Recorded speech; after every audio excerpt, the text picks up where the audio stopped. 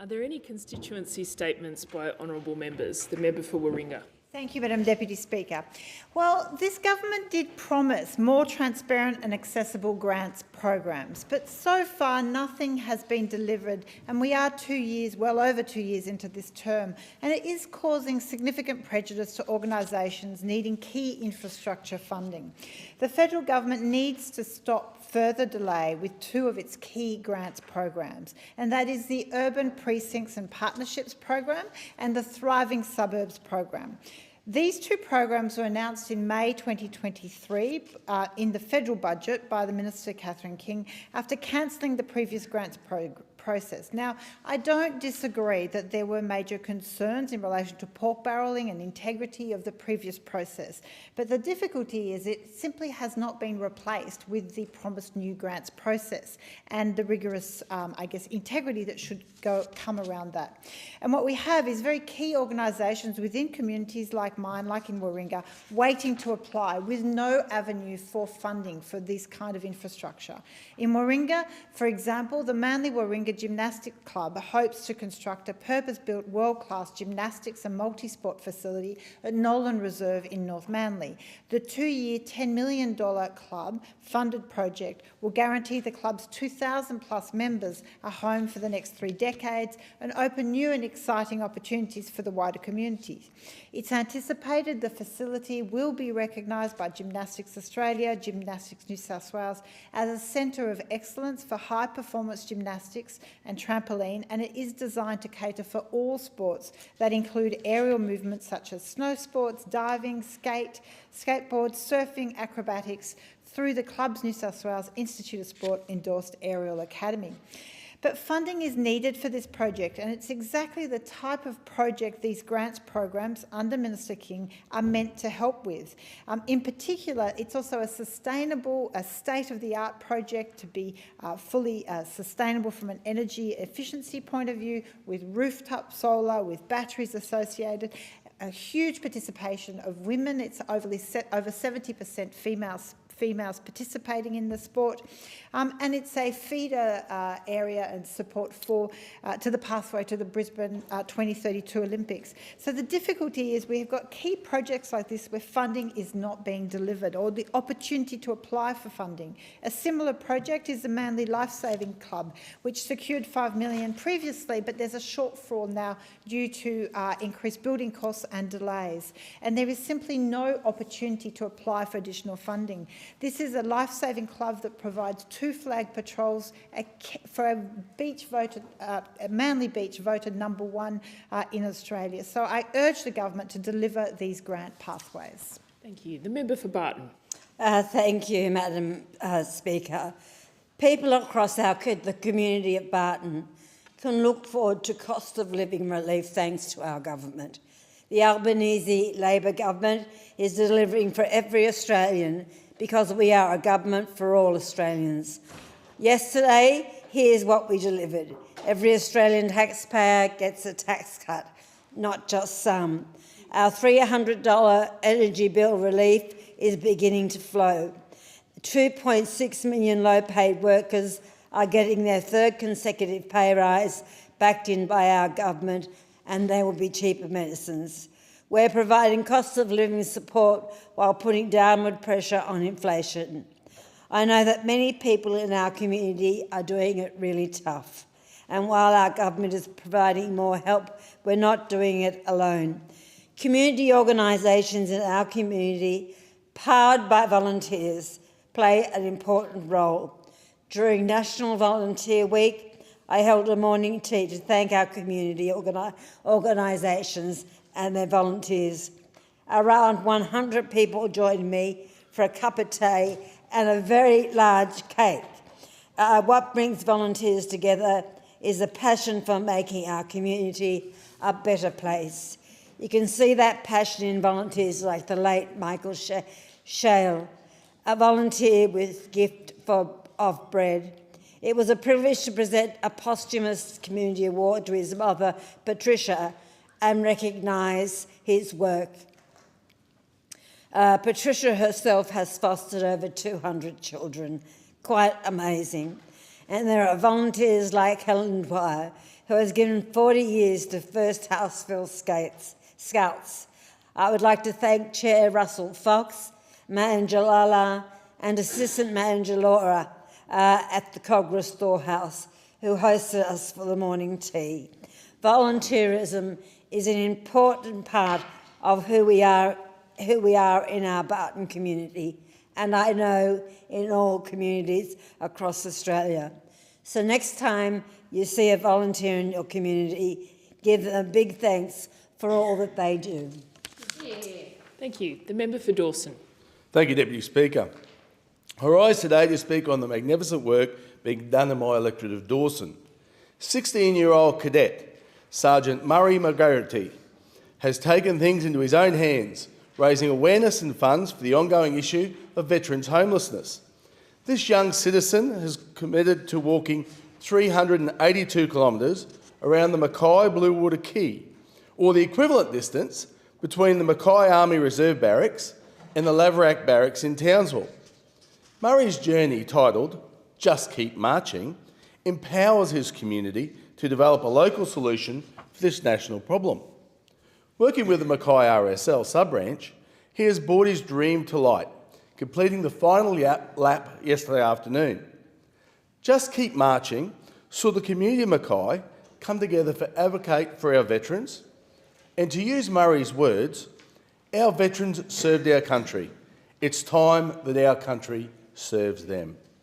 Throughout Murray's research, he has noted that veterans are nearly 3 times more likely to experience homelessness in Australia, and yet veterans across Australia, veterans access homeless support 3 times less than the general population.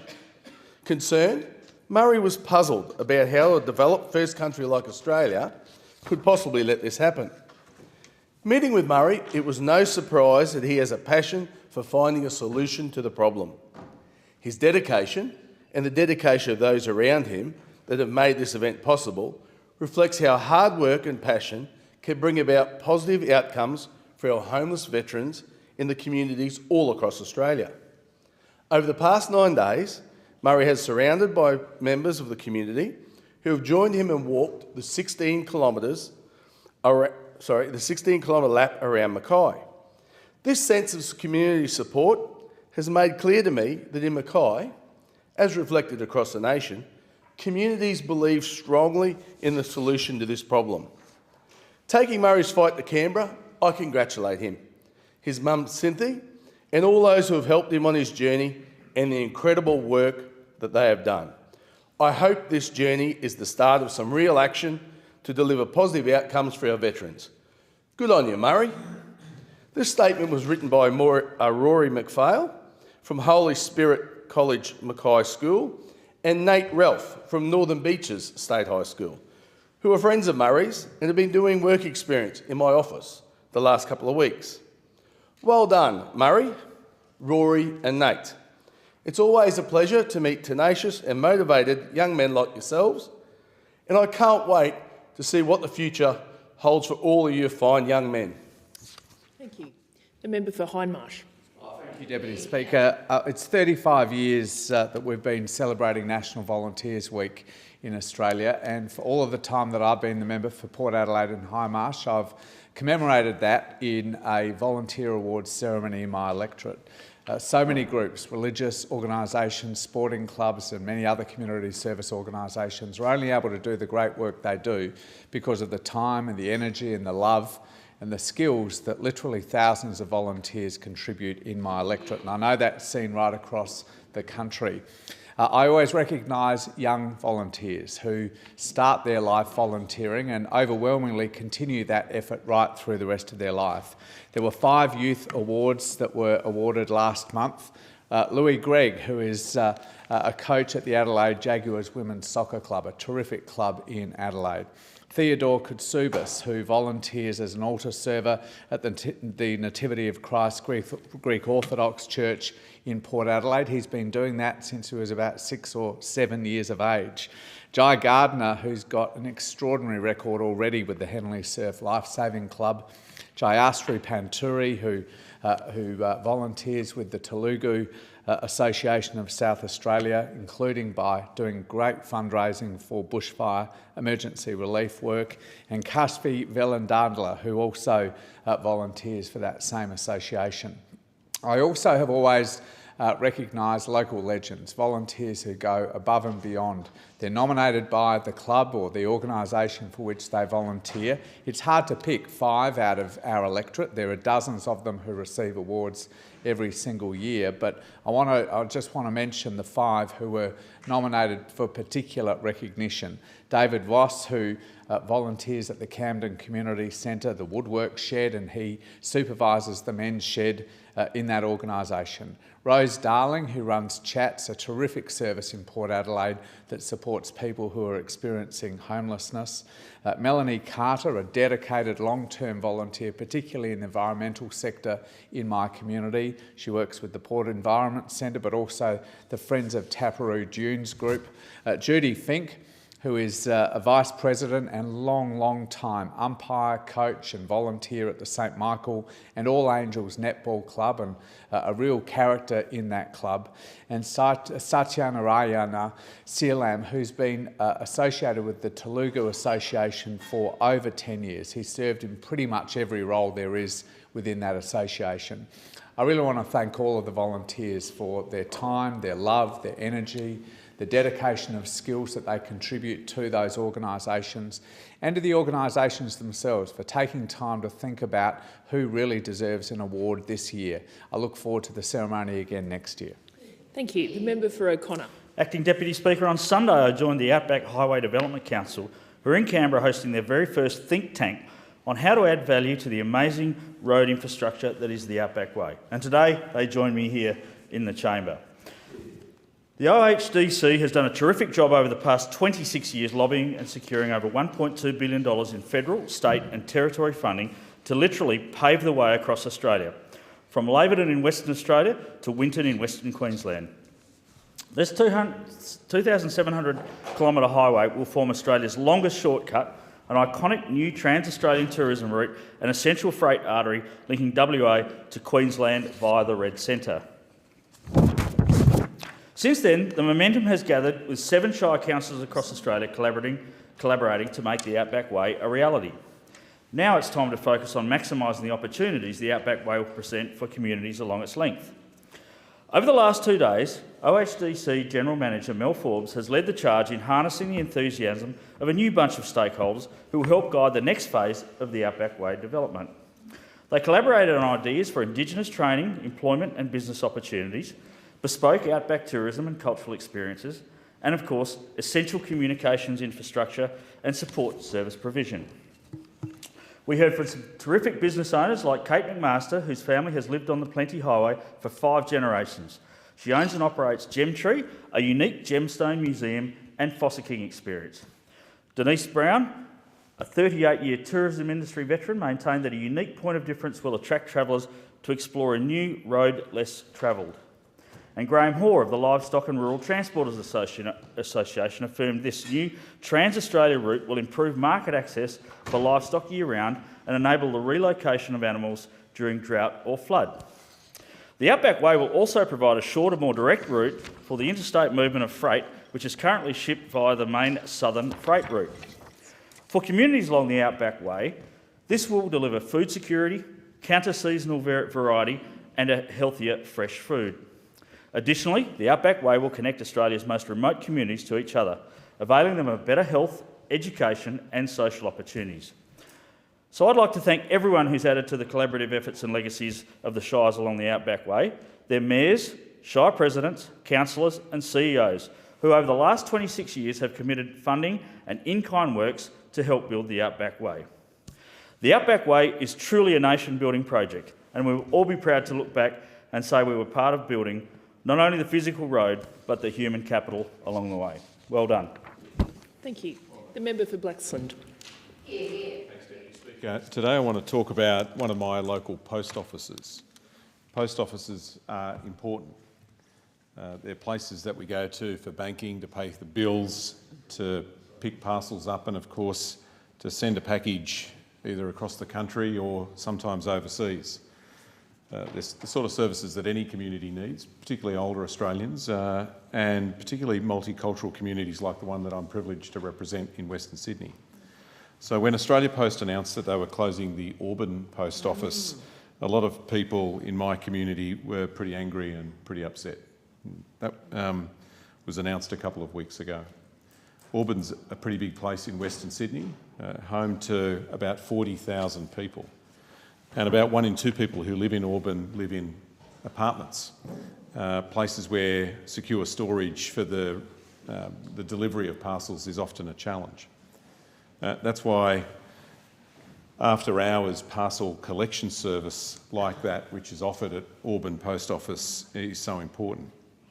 The closure of that post office would be a bad decision and something that would hurt my local community. So I, along with my colleagues, the State Member for Auburn, Linda Volz, and the Mayor of Cumberland City Council, Lisa Lake, called on Australia Post to reverse this decision to close the Auburn Post Office.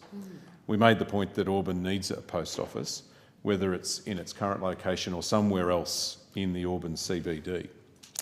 And I'm happy to advise the House that Australia Post has heard those calls from myself, from my colleagues and from the broader community, and they've agreed to search for a new location and relocate the post office somewhere else inside the Auburn CBD. I can also advise that Cumberland Council has offered to assist Australia Post in finding a new location inside Auburn CBD for the new post office. So this is good news. It's a common sense result and it's a great result for my local community. And I want to publicly thank Australia Post for this. I look forward to seeing the new post office open and continue to support my community in Auburn. Thank you. The member for Menzies. Thank you, Deputy Speaker. Deputy Speaker, I rise to speak about the incredible hardship that families in my electorate are experiencing. Like many members of the House of Representatives, there are food banks in my electorate that I represent, and I speak with them regularly. And when we first started to see a spike in inflation, I noticed and they noticed greater demand. And in fact, I remember standing at the Vantage Point Community Food Bank, and saw a queue of cars. And in the cars were mostly women, many with children in the back. And whether it was the loss of a job, an illness, or for many a family breakdown, that has meant that they need to turn to others for help. And indeed, even without those 3 life-changing events, people are turning to others for help. So when we say that food has gone up by 11% and electricity and gas by 21 and 22%, that has a face, and that has consequences for families who are coming to the food banks in my electorate. And I'll give you an example of one of the 6, CareNet. They're feeding on average 240 people during a 4-hour period. It's about 75 families every 4 hours. And I remember visiting CareNet, and I was getting a tour of the great facility they have and the great work that they do. And out of the corner of my eye, I saw someone that I had spoken to about another issue, and she was in the queue for her family. And I could see that she was embarrassed. And my heart broke for her, because she shouldn't be embarrassed. That's not her fault, the circumstances that she's in and what she's being driven to do to feed her family. Not her fault at all.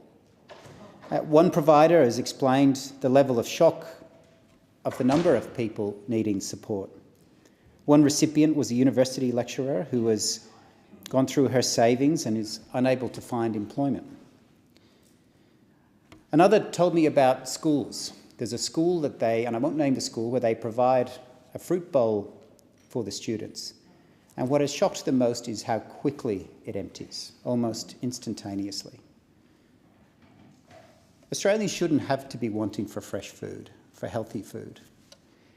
And I hear many families saying that they feel shame, and parents who are saying, I feel like I am letting my family down.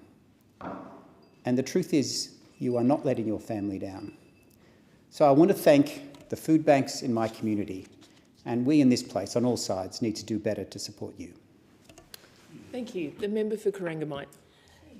Thank you, Deputy Speaker. Fee-free TAFE is changing lives and creating invaluable opportunities, particularly for young people seeking new skills and for small business owners in need of a skilled workforce.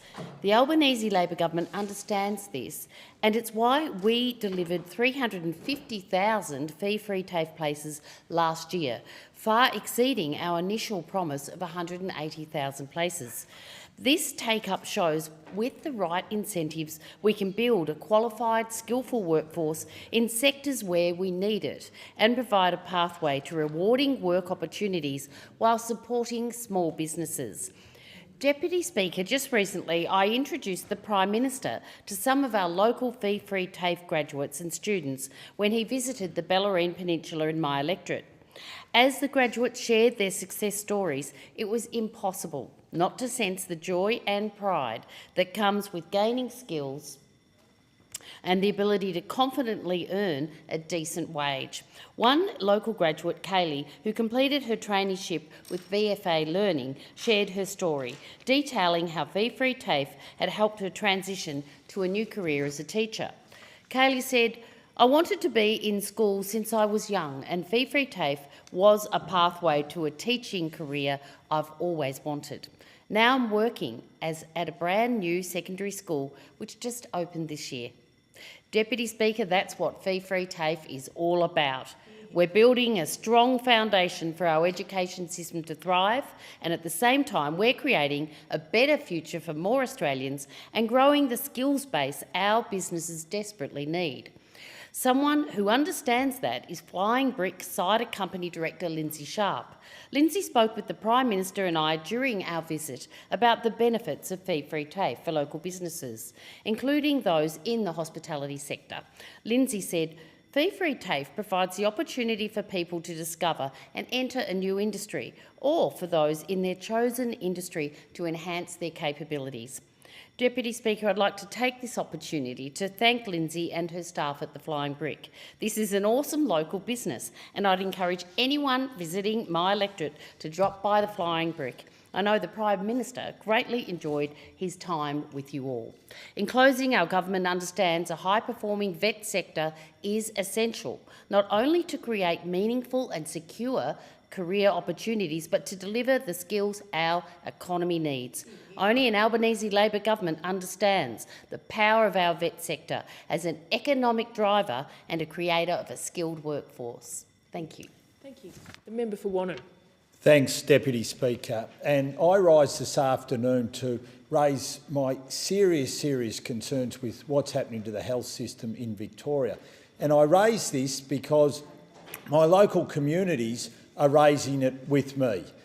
They are deeply concerned about forced board amalgamations, about cuts to health, and in particular, the healthcare services at Timboon and Apollo Bay and Lorne are deeply worried that the joint services that they run, those services which are funded by the federal government and by the Victorian state government, are going to see forced amalgamation and cuts to their services. So I have written to the Health Minister, Mark Butler, and I've written to the Aged Care Minister, Annika Wells, asking them two things. Please rule out cuts to any funding, and please, from a federal government point of view, for these jointly funded services, please rule out any forced board amalgamations. We do not want to have our healthcare services dictated to us by an entity in Geelong. We want local community boards which know and understand the local community, making sure we're delivering those healthcare services. Deputy Speaker, the other concern, and this is a major concern, is with regards to ambulance services, with regards to the support that we need to provide to our paramedics. And in my local community, that of Southern Grampians in Hamilton, I've had the local paramedics come and see me because they are deeply concerned about the pressures being placed on them, the pressures being placed on their resources. And what is occurring at the moment is, for 13 hours, over the period of the night, there is only one service available from Hamilton to look after the whole southern Grampians area.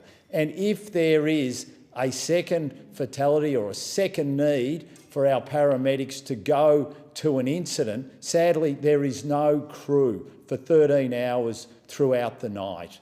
Now, the paramedics came and saw me, and so we've launched a petition to say to the Victorian State Government, this is clearly not good enough. We need to be able to provide the resources so we can support a second crew, so that we can ensure that those community members, when they're in need, when they need that important work that our paramedics offer, that they can come and provide that assistance. And we have to make sure that that resourcing is there. So please, everyone in the Southern Grampians Shire, sign that petition and make sure we send a clear message to the Victorian State Government. Support our paramedics. The member for Franklin. Thank you, Deputy Speaker. Bowel cancer is on the rise and is Australia's second deadliest cancer. Sadly, it claimed my father. It claims the lives of more than 5,350 Australians each and every year. And whilst the risk of bowel cancer increases significantly with age, it does not discriminate, and indeed we're seeing it in younger people all the time. In fact, it's considered the deadliest cancer for Australians aged 25 to 44. I recently had the pleasure of having a meeting with a young woman in my electorate, a constituent, who was diagnosed with early onset bowel cancer at just 28 years of age. She was remarkable. She was brave. She shared her lived experience with me about her early onset bowel cancer and the incredible work that she is now doing to raise awareness, especially amongst younger Australians. The super fit and healthy youth worker knew something was wrong, but it took her 6 trips to the emergency before she started the journey to a diagnosis. I heard how young Australians with bowel cancer symptoms find themselves needing to battle the age of bias when it comes to getting a diagnosis. And given it's one of the most treatable forms of cancer, when detected early, her work in raising awareness amongst younger Australians is particularly important. Youthfulness should not be a barrier to getting a timely diagnosis. Vanessa, along with 49 Australians impacted by early onset bowel cancer, visited Canberra last month as part of the Bowel Cancer Australia's annual Call to Canberra event. June also marked Bowel Cancer Awareness Month, and June 19 was also Red Apple Day, the day that I managed to meet with Vanessa. It's Bowel Cancer Australia's annual Giving Day, and I was really pleased to hear the announcement by Minister Butler, the Minister for Health, that in the 2024-25 budget that we're lowering the National Bowel Cancer Screening Program commencement age from 50 to 45. This change was implemented on the 1st of July and allows 45 to 49-year-olds to opt into the program by requesting a testing kit. Now, I know it's not pretty, Deputy Speaker. These kits come in the mail and you have to go and do them. And I'd encourage every Australian that gets the kit in their mail to go and do this test. It's important, it saves lives. Importantly, our budget also included $38 million to ensure people who receive a positive screening result will be contacted to encourage appropriate follow-up. Again, critical if you get that test. The government will continue to work with Cancer Council Australia on a $9 million campaign to encourage Australians to complete their bowel screening test kit. So thank you to Vanessa and thank you to all those Australians who are continuing to raise awareness about this dreadful disease. Thank you. In accordance with Standing Order 193, the time for members' constituency statements has concluded, and I call the clerk. Government business, order of the day number 1, international environmental statement, resumption of debate on a motion to take note of the document. The question is that the document be noted, and I call the member for Fremantle. Thank you, Deputy Speaker, and it's great to be able to make a contribution to the debate on this topic. Australia is fortunate to be a place of remarkable biodiversity, and we are all fortunate to have the stewardship of one of the 7 continents on Earth.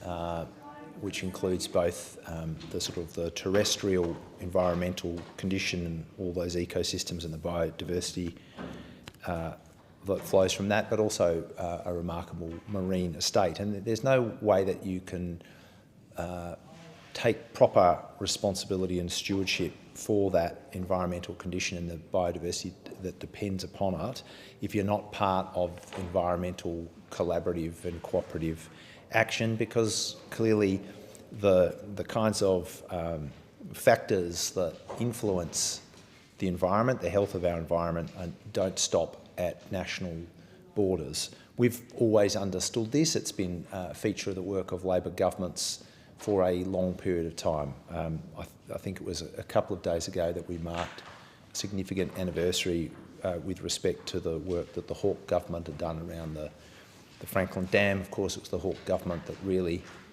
led the outcomes around the current Antarctic Treaty, considering that in Australia we don't just take responsibility for our own island continent nation, but we feel a special responsibility for Antarctica as well.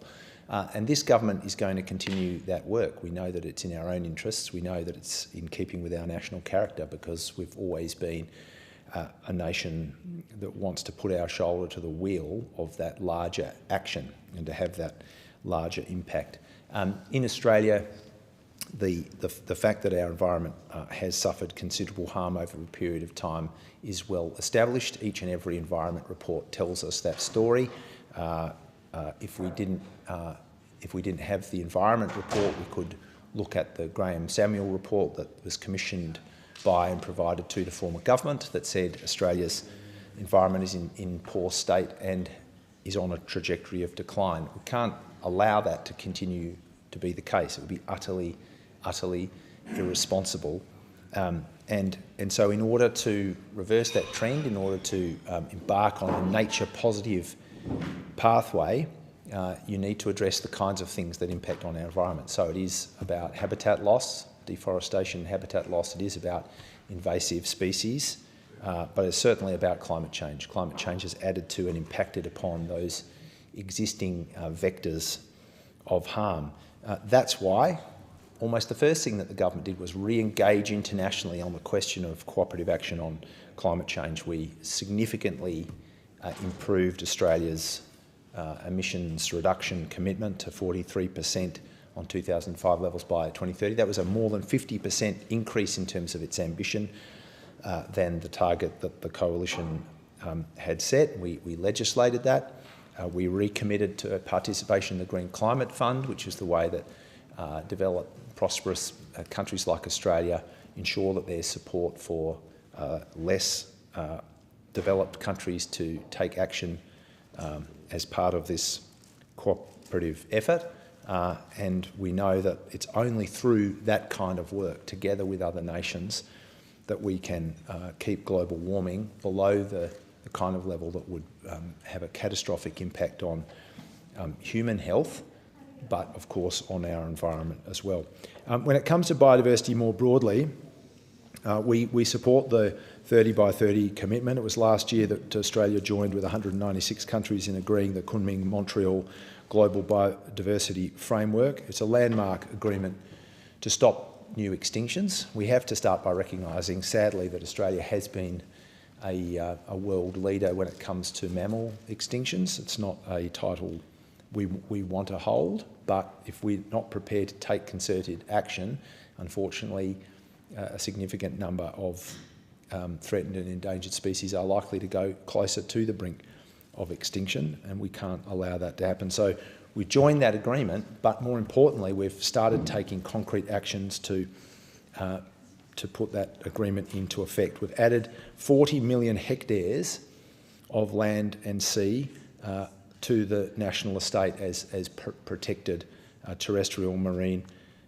terrain. Now that's a significant difference, 40 million hectares of additional protected area as part of that commitment, which is to see 30% of Australia's land territory and 30% of our ocean territory protected by 2030. Of course, when it comes to marine territory, we've made significant progress in that direction because under the previous Labor government we introduced the first national marine protected area network.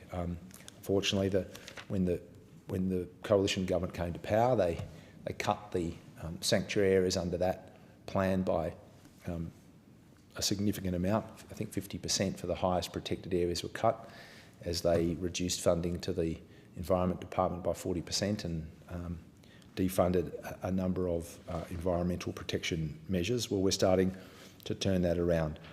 We're doubling the number of Indigenous rangers. We've provided $500 million for environmental work when it comes to saving native species and combating invasive species and seeing ecological condition restored. There's $200 million for the Urban Rivers and Catchments program.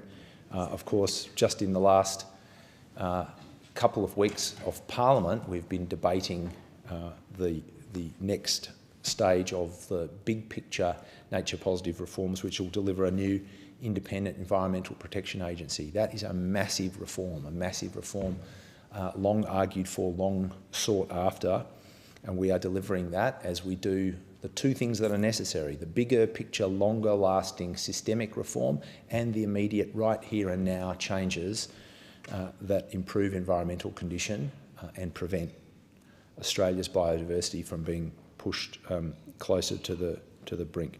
In terms of ocean, Deputy Speaker, which is a particular interest of mine and an area that I had some responsibility for in my former role as the Shadow Assistant Minister for the Environment, we have joined the High Ambition Coalition to end plastic pollution. We know that plastic in our oceans is a massive problem.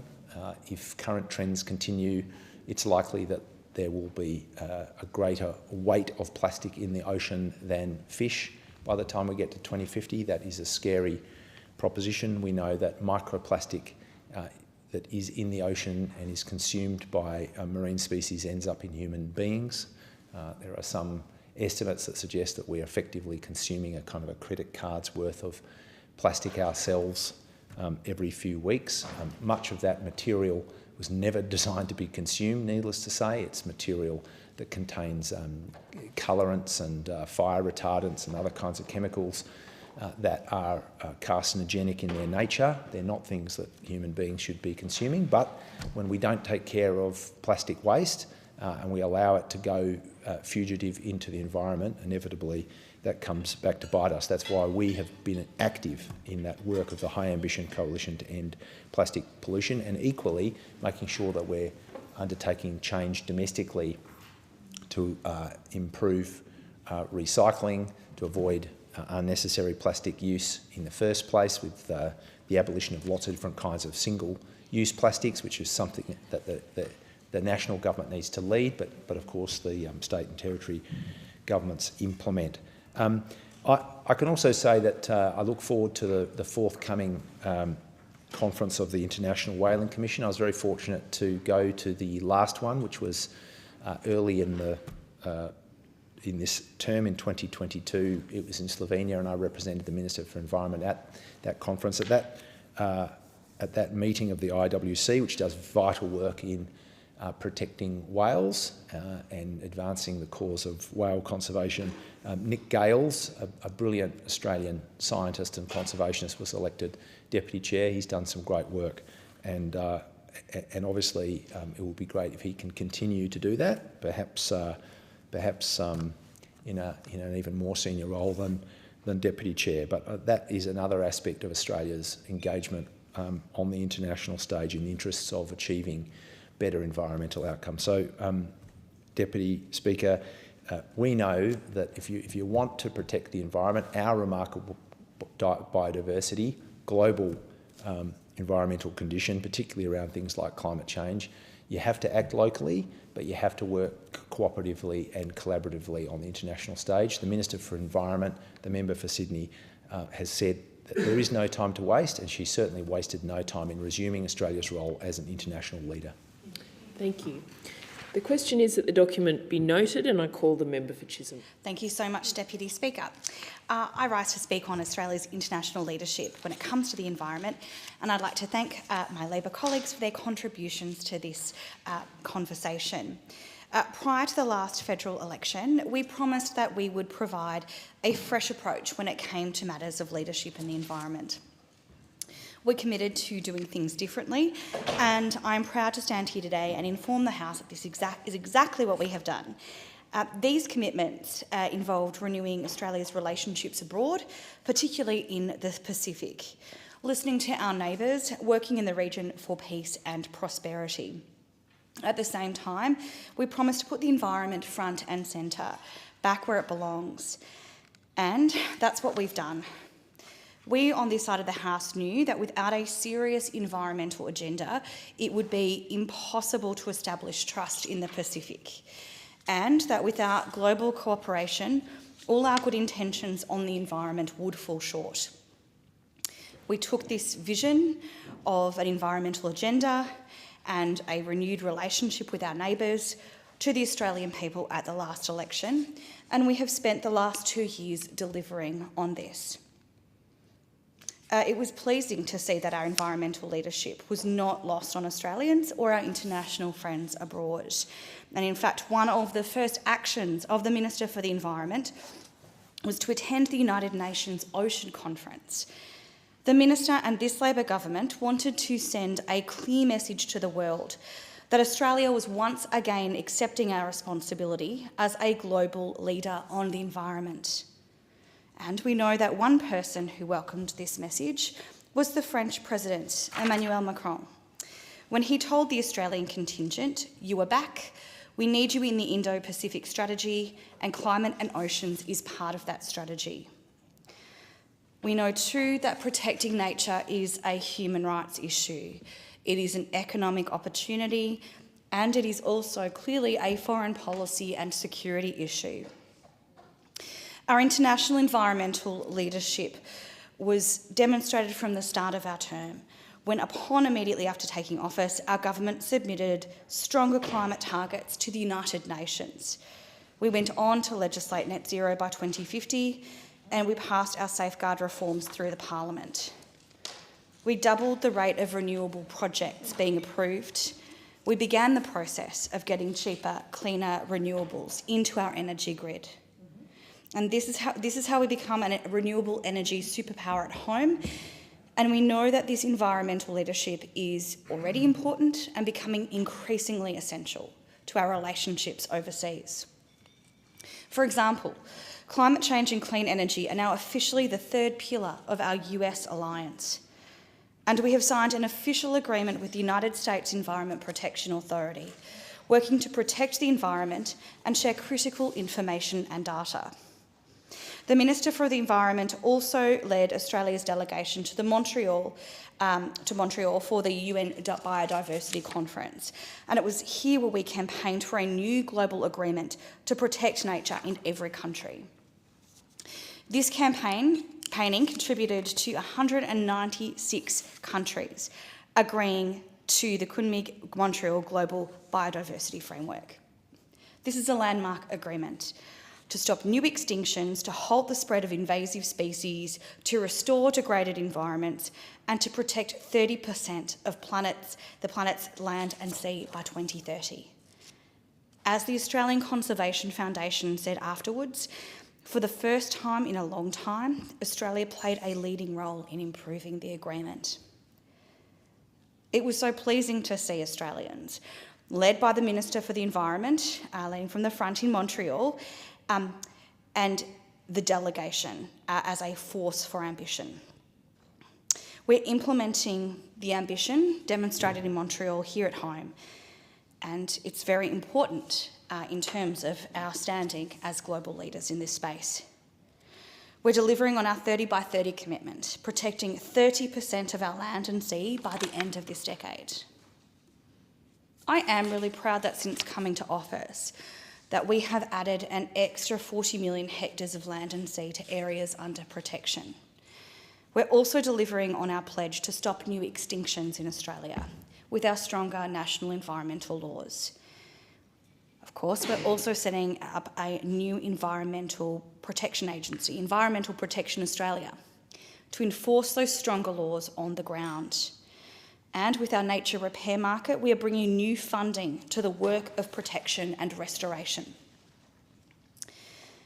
We're investing more than $500 million to save native species and deal with weeds and feral predators. By adopting targets domestically and updating our national biodiversity strategy, we breathe life into our international agreements, and we encourage other countries to follow our lead. We know that our oceans, by their very nature, are global, which is why we must also deal with the third element of our triple planetary crisis by fighting for an ambitious global treaty on plastic pollution. Our neighbours in the Pacific see the terrible impact plastics are having on this region. In the ocean to Australia's north, we're pulling out ghost nets that have drifted into our water. Nets that are 6 miles long, killing turtles, dolphins, sharks and fish. And the Minister for the Environment has been exceptionally clear in saying that she wants to see a plastic pollution-free Pacific in our lifetime, as do I. And I know my constituents in Chisholm want to see that too. In November last year, Australia joined the High Ambition Coalition to End Plastic Pollution, a coalition to end plastic pollution by 2040. We're seeking a treaty with binding international laws which push countries to clean up the pollution that is literally choking our environment. We also want to see producers take responsibility for the plastics that they are generating and to minimise demand for plastics in the first place. I'm passionate about strong action to address climate change, and I'm so pleased to see the leadership from the Minister for the Environment taking a stand on the issues that I know matter to so many in our communities. Better action on climate and the environment is one of the reasons I chose to run for Parliament. I saw the years of inaction on climate change by those opposite and felt compelled to run and be part of a positive change for our environment. I wanted to be a part of an environment that delivered real action for climate change and on environmental leadership. And I wanted to push for this change on behalf of my community. Thank you. A division has been called for in the House. The proceedings are suspended to enable honourable members to attend the division. The proceedings will resume when the Chair of the Federation Chamber is resumed at the conclusion of the division or subsequent divisions.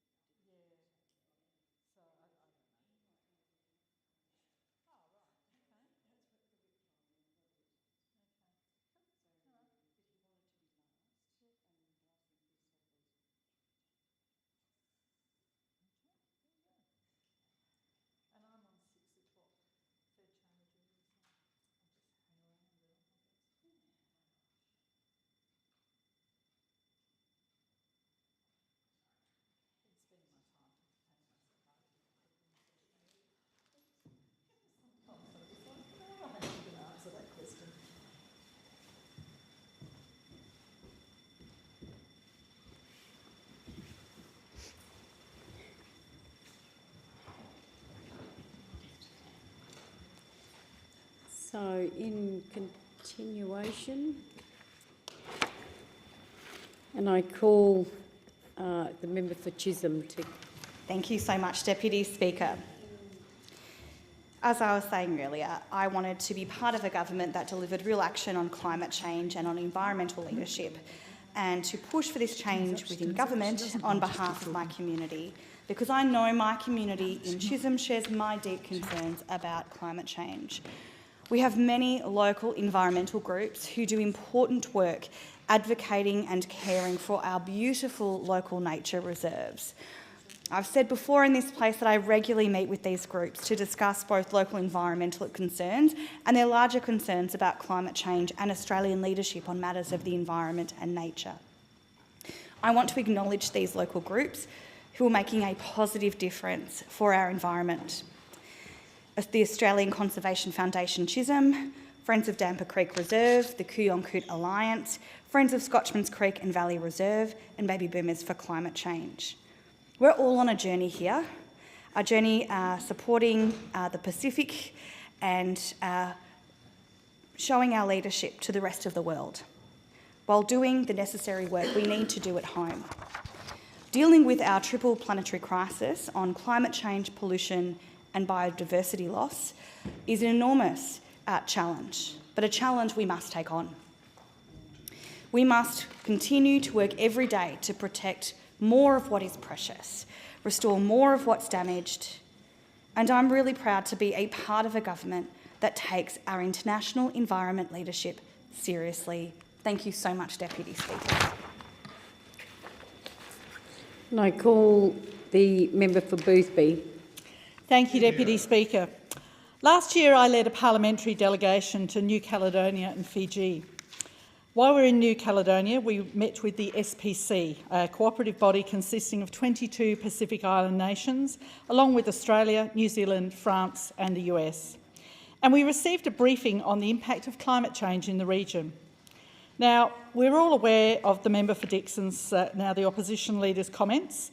He seemed to think it was a joke about water lapping at the doors of the Pacific Island nations. And I know Senator Wong still hears about this whenever she's in the Pacific. It was not only a cruel comment, it was very impolitic, undiplomatic, and has set back Australia's international relations in the region.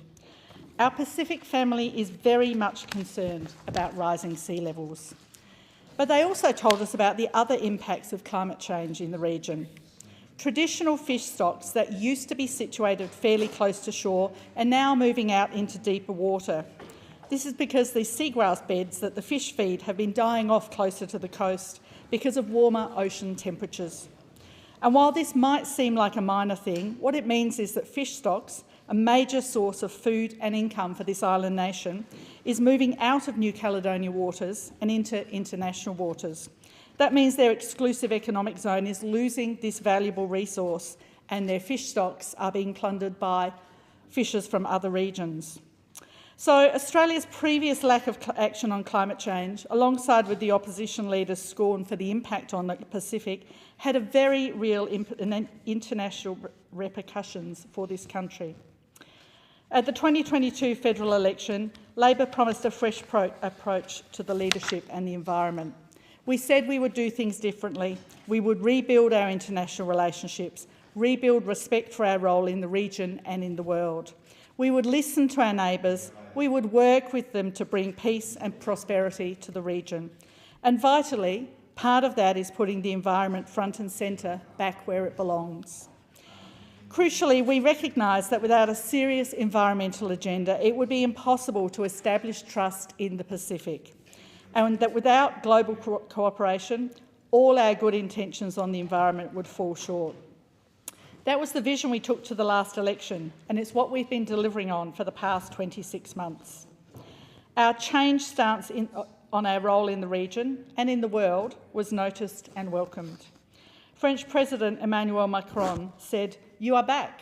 We need you in the Indo-Pacific strategy, and climate and oceans is part of that strategy." Protecting nature is a human rights issue. It's an economic opportunity. It's also a foreign policy issue and a security issue.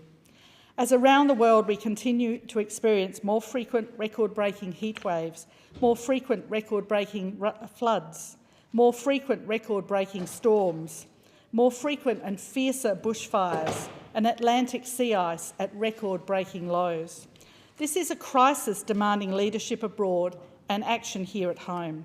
And that is why, immediately after taking office, our government submitted stronger climate targets to the United Nations, legislating net zero by 2050, passing our safeguard reforms through the Parliament, a massive increase in renewable projects being approved, because unlike uncosted, no-detail fantasy nuclear reactors, international capital sees Australian renewable energy projects as a good investment. And this is how we become a renewable energy superpower at home, and it's becoming increasingly essential to our relationships overseas. Climate change and clean energy are now officially the third pillar of our US alliance. We've signed an official agreement with their Environmental Protection Authority, working to protect the environment and share critical information and data. We are addressing all three aspects of our triple planetary crisis: climate, pollution and biodiversity loss. We are delivering on our 30 by 30 commitment, protecting 30% of the land and sea by the end of this decade. Since coming to office, we have added an extra 40 million hectares of land and sea to areas under protection. We're also delivering on our pledge to stop new extinctions in Australia with our stronger international environmental laws, with a new EPA to enforce those stronger laws on the ground, with our nature repair market bringing new funding to the work of protection and restoration, and with more than $500 million to save native species and deal with weeds and feral predators. Work that begins by measuring what matters in our budget, tracking biodiversity loss, land protection, air quality, waste and climate change. These commitments on 30 by 30 and zero new extinctions are supported by every state and territory. By adopting these targets domestically and updating our national biodiversity strategy, we breathe life into our international agreements and encourage other countries to follow our lead. We have tripled the size of the Macquarie Island Marine Park, adding an area of protection bigger than Germany. In Queensland, we are protecting the Great Barrier Reef, improving water quality, dealing with the Crown of Thorns starfish outbreaks, phasing out dangerous gillnet fishing within the World Heritage Area and blocking a coal mine that would have risked polluting the marine park. Work that UNESCO acknowledged was making significant progress on the reef, work that stopped the site being listed as in danger.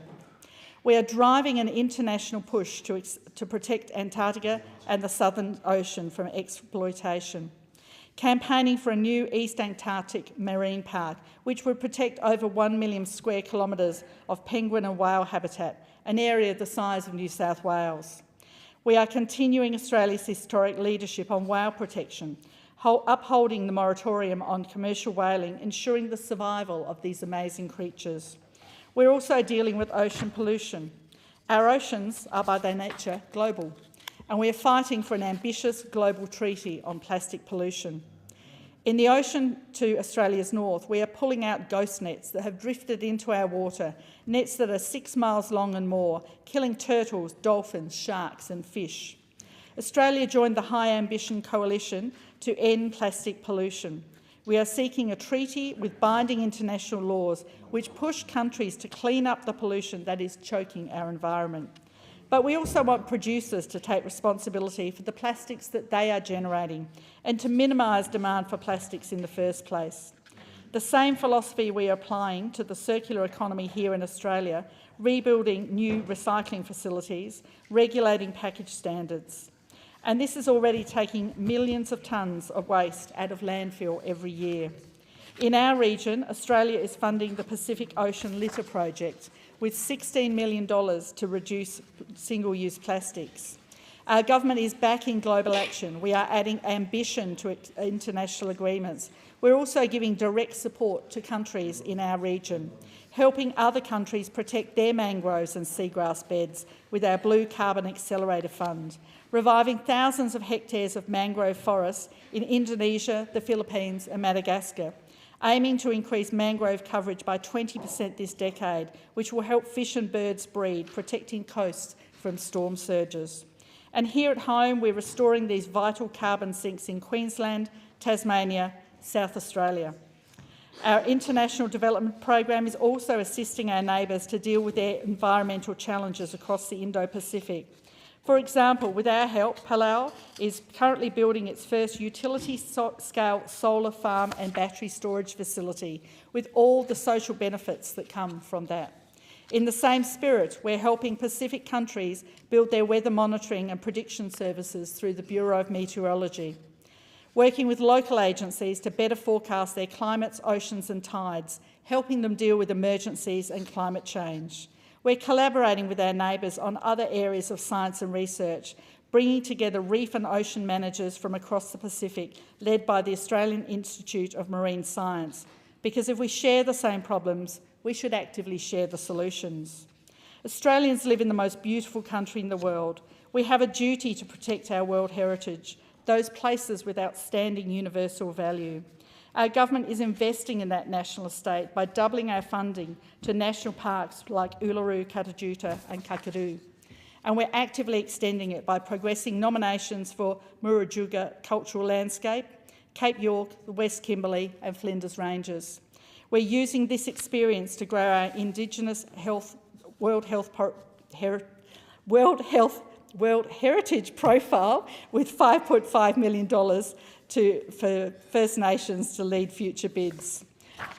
A shared vision as we're supporting in the Pacific and around the world while doing the necessary work at home, dealing with our triple planetary crisis, climate change, pollution, biodiversity loss, and working every day to protect more of what's precious, restore more of what's damaged, and to manage nature better for our kids and our grandkids. Thank you. The question is that the document be noted, and I call the member for Canberra.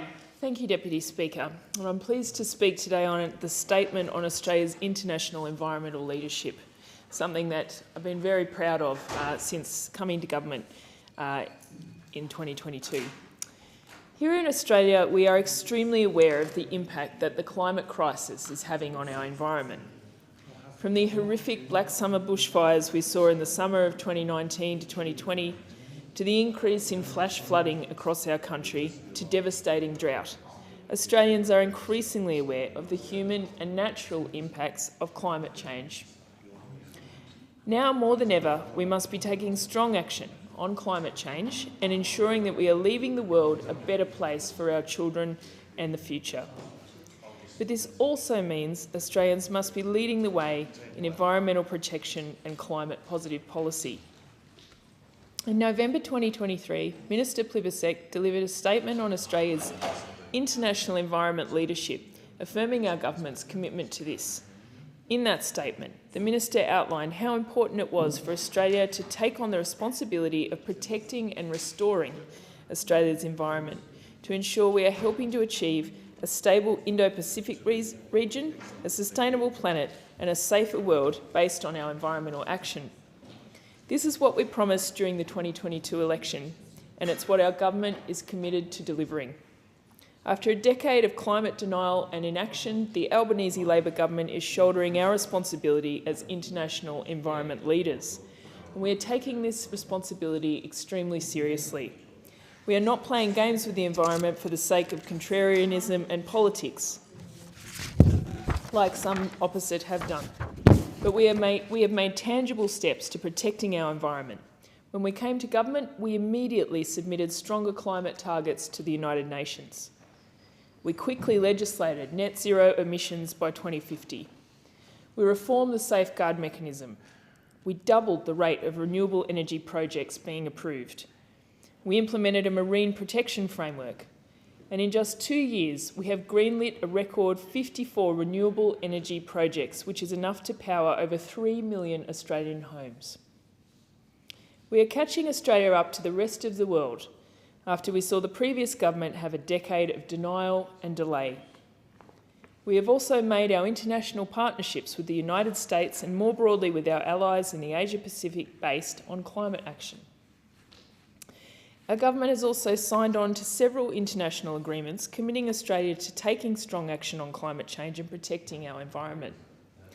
This includes the Kunming-Montreal Global Diversity Framework signed in 2022 with 196 other countries, which is a global agreement to stop new extinctions, halt the spread of invasive species, restore degraded environments and protect 30% of the planet's land and sea by 2030. This ambitious agreement is something that the Australian delegation led the charge on, something unheard of in this country before 2022. And we are delivering on this agreement. We know we have more work to do. The Albanese Labor government is continuing to make progress to ensure that we are at the forefront of environmental policies and climate action. We are still working to be the leaders on that front. Just this week, we are debating the Nature Positive Environment Protection Australia Bill, the Nature Positive Environment Information Australia Bill and the Nature Positive Environment Law Amendments and Transitional Provisions Bill. These bills are setting up Australia's first National Environmental Protection Agency, which will have strong powers and penalties to enforce federal environmental laws and ensuring that the EPA is ready to administer our new environmental laws that are currently under consultation. These bills are also legislating Environmental Information Australia, which is an independent agency that has a mandate to provide environmental data and information to the EPA, the Minister and the public. Ultimately, they are the next step in the Minister's Nature Positive plan and complement the ongoing work of the Minister to reform the Environmental Protection and Biodiversity Conservation Act according to the Samuel Review. We are also investing in a future made in Australia to capitalise on Australia's capacity to become a renewable energy powerhouse. This is beneficial both to our nation but also for our international partners. We have lots of sun and wind here. We have a natural advantage in this area and we plan to make the most of it. Another key way Australia is showing environmental leadership is addressing pollution, particularly of the ocean. The ocean, of course, does not just belong to one nation. Australia has always been famous for our beautiful beaches. While we may only have Acton Beach here in Canberra, Australia's coastline is iconic, and Canberrans certainly love our south coast. But imagine if that coastline was covered in plastic and other rubbish. This is something that our Pacific allies know far too well. We know that plastic pollution is having devastating effects on our marine life and ecosystems. A plastic-free Pacific is something we can achieve in our lifetimes. In 2022, Australia joined the High Ambition Coalition to End Plastic Pollution. It's aiming to end plastic pollution by 2040. And in our region, we are funding the Pacific Ocean Litter Project with $16 million to reduce single-use plastics. We are also building new recycling facilities and regulating packaging standards, which is lowering the amount going into landfill. As the Minister put it, protecting nature is a human rights issue. It's an economic opportunity, it's a foreign policy issue, and it's a security issue. There is no doubt that we are in a climate crisis and action must be taken. And I am proud to be part of a government that is taking that strong action that we need on climate change. I'm also proud to represent a community that is deeply engaged on environmental and climate issues. And when myself and the other members of the class of 2019 were first elected, one of the very first experiences that many of us had was the bushfires and the response to that. And while here in Canberra, we obviously didn't have the fires here, we did have it was obviously in the region and many places that Canberrans love and have connections to, particularly on the south coast of New South Wales. But also here in Canberra, where we normally have very good air quality, for much of that January of 2020, we had some of the worst air quality in the world, to a point that our city actually was locked down many times. Lots of public buildings were closed. And people were advised to stay in their homes, to have air conditioning on, and anyone who had an existing health condition or pregnant women or anyone with particular vulnerabilities were actually advised that they should be relocating, which of course wasn't an option for so many people.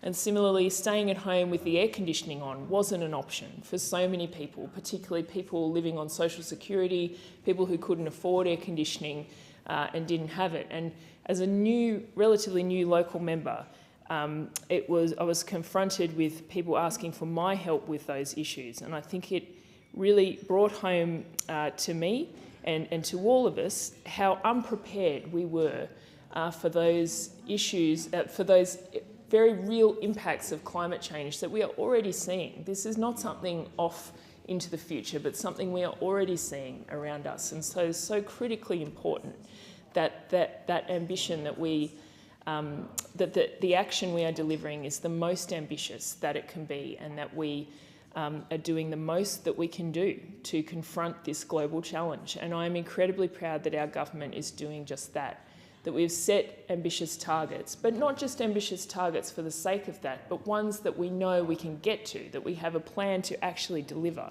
Because it is also disingenuous to say that we can turn this around tomorrow. We can't.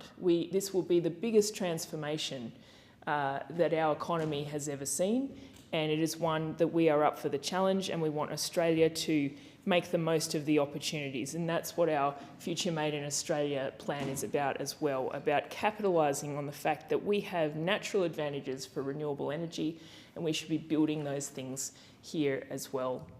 So on coming into government, I remember it was said that under Labor, the environment is back. And that has been so incredibly important. The bills I mentioned earlier that we are debating this week, they include enshrining in legislation the principle of being nature positive, which is not just a slogan. It is about leaving the environment in a better state than which we found it, about restoring some of the terrible problems with Australia's environment right now, and something our government is deeply, deeply committed to, as is my community. Thank you.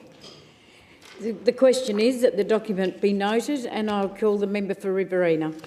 Thank you, Deputy Speaker. This is an important bill, an important statement to talk about Australia's international obligations in the environment space, and noting that in the 9 years we were in government, we had rooftop solar on 1 in 4 houses. That was world's best. That was world's best practice. And a lot is often said condemning what the coalition did or didn't do during our 3 terms in office. But rest assured, money for such vital environmental projects that Landcare put out, that they did right throughout the country, we made huge investments in ensuring that our waterways were as they should be. Huge investments and consideration for the soil. And with the member for Paterson, I am very pleased to be the co-chair of the Parliamentary Friends of Soil, because what we can do as a nation in being good environmental stewards to deal with climate action is right beneath our feet. What we should be doing more of is making sure that there's carbon sequestration. What we should be doing is making sure that that the soil we have is healthy and protected, because if we don't, we're going to lead to more soil degradation, more soil salinity, and you would know that yourself, Deputy Speaker, coming from Lingiari, that massive electorate in the Northern Territory, and I know right throughout the nation, our soil needs to be preserved and protected.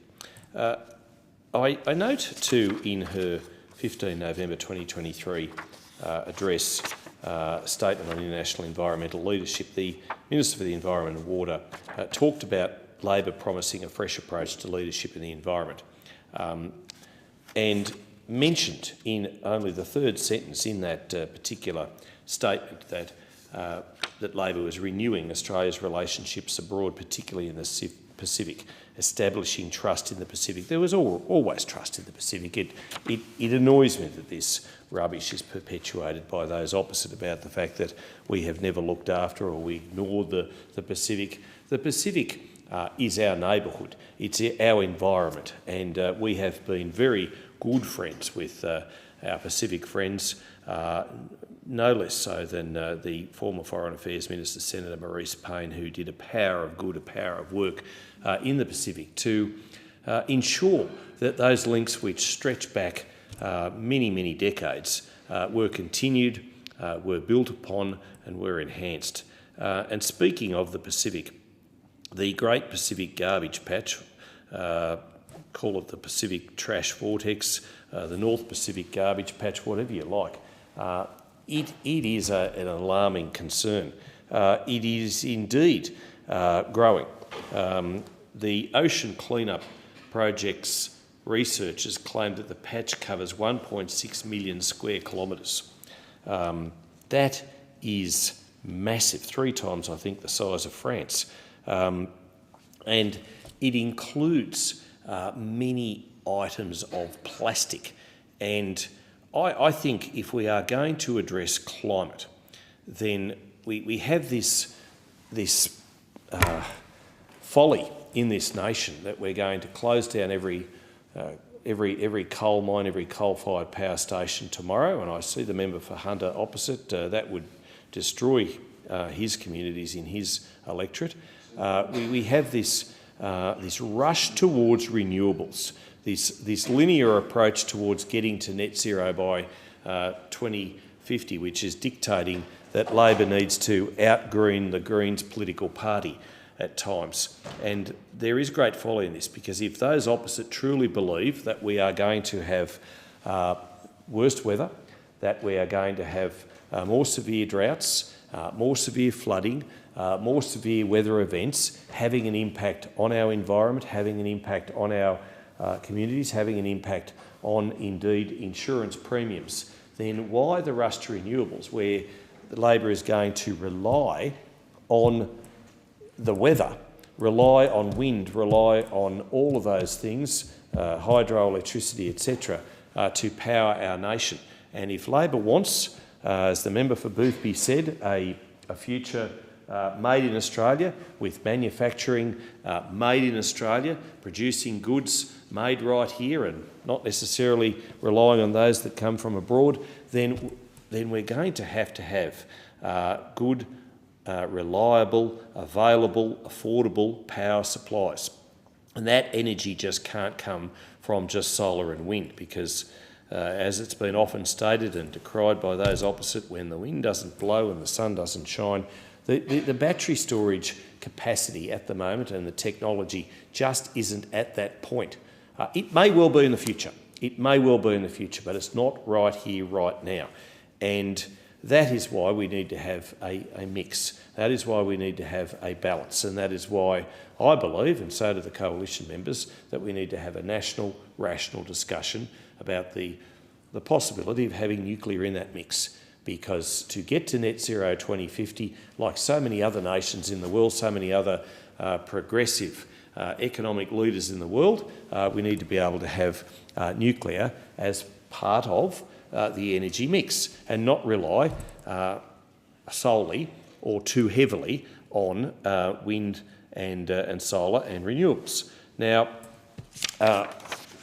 the difficulty too that I think we face as local communities, and all politics is local, is that, and particularly up in northern New South Wales and other parts of the nation that I have visited, is that they are running out of room for their rubbish tips. And they are running out of room, and people, more and more people, I mean, we're such a consumer society, it's a consumer-driven society. You buy a shirt these days and you unpack it, you've got any number of pins and cardboard and plastic that it weighs actually, and plastic surrounding it, it weighs even more than the actual product itself. You buy a 3-pack of soap these days, and each cake of soap is contained in its own box within a box. And this is all leading to more and more landfill.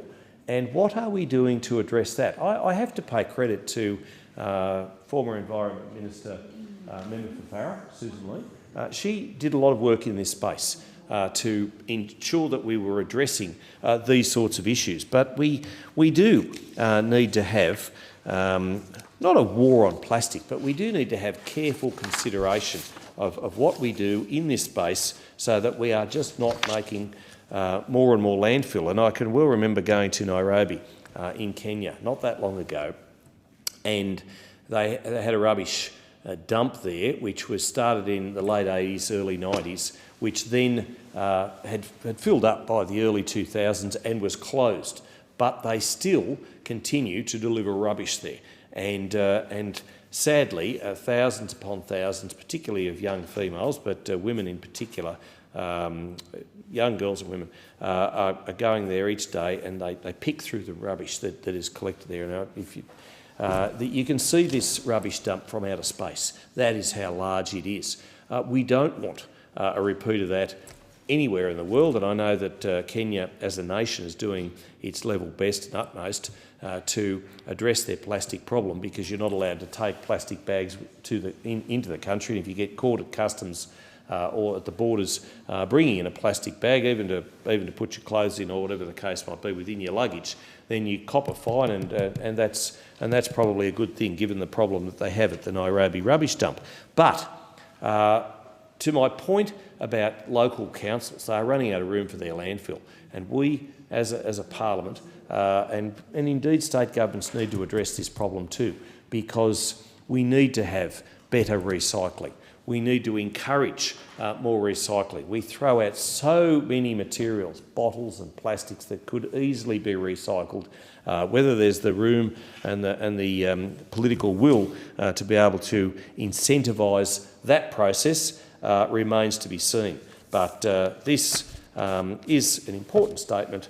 I appreciate that the government will always say it's doing better than what we ever did, but that is truly not the case. But we don't need to lead the Greens in a power sharing arrangement in any future government to lead us all down an environmental path which would be very bad for business and very bad for household budgets.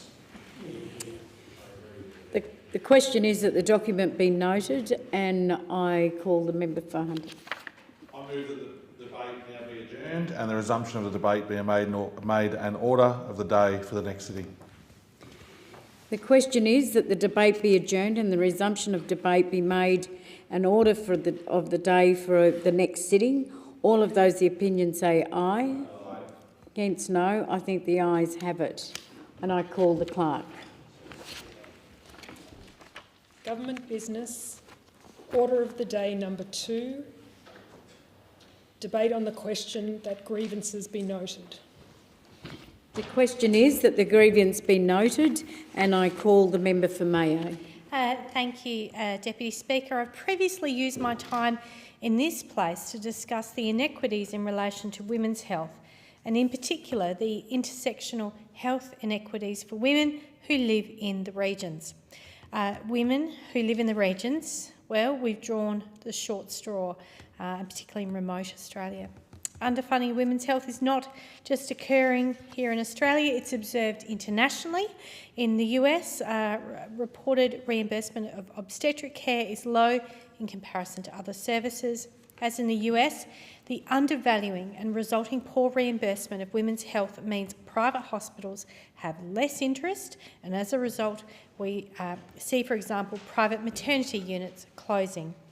Doctors in my electorate also tell me that women in regional Australia are suffering because whether it be for birthing, pelvic pain or prolapse, there are not enough specialists, expert nurses or allied health professionals to care for women in the regions. This means women travel long distances away from their family, paying for accommodation just to be able to access birthing support, and often without their partner. It's fair to say the audit of gender inequity in aspects of Medicare announced in the 2024-5 budget is overdue and welcome. However, solutions will need to be identified and implemented promptly.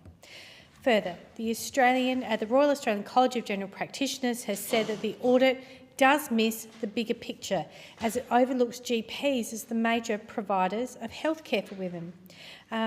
The college has also expressed that Medicare lacks item numbers or provides very low rebate loadings for complex women's healthcare services provided by GPs, including supporting women going through menopause, chronic pain, endometriosis. These are health issues which medical professionals are still building their knowledge and capacity on, and they're not addressed in a short and simple consultation. I suggest the order also needs to consider the interactions of multiple inequities which impact the health of those women who live in regional, rural and remote Australia. There are a number of areas where we can see women's health inequity at play. Let's look at endometriosis. 1 in 7 women live with endometriosis. The average waiting time for a diagnosis after experiencing initial symptoms is a staggering 8 years. Many women's symptoms are not taken seriously. They're told to go home and just have Panadols, and if they do get to see a doctor who is aware of endometriosis, there is a long wait for a laparoscopy, laparoscopy to confirm the diagnosis. Indeed, one of my constituents was sadly left with no alternative but to have a very early hysterectomy due to a too late diagnosis and the treatment of endometriosis. It needs to be caught early and treatment needs to happen early. Reportedly, work is being done overseas on development of a simple urine test which would allow GPs to administer a diagnostic kit, and that would take days instead of years to detect endometriosis. The government's endometriosis and pelvic pain clinics are welcome. However, I note the additional new clinic announced in Adelaide was a pre-existing clinic at which waiting list blew out shortly after it was rebadged under the national program in September last year. The only other place in South Australia is Kadina, which is hours away from where the majority of South Australians live.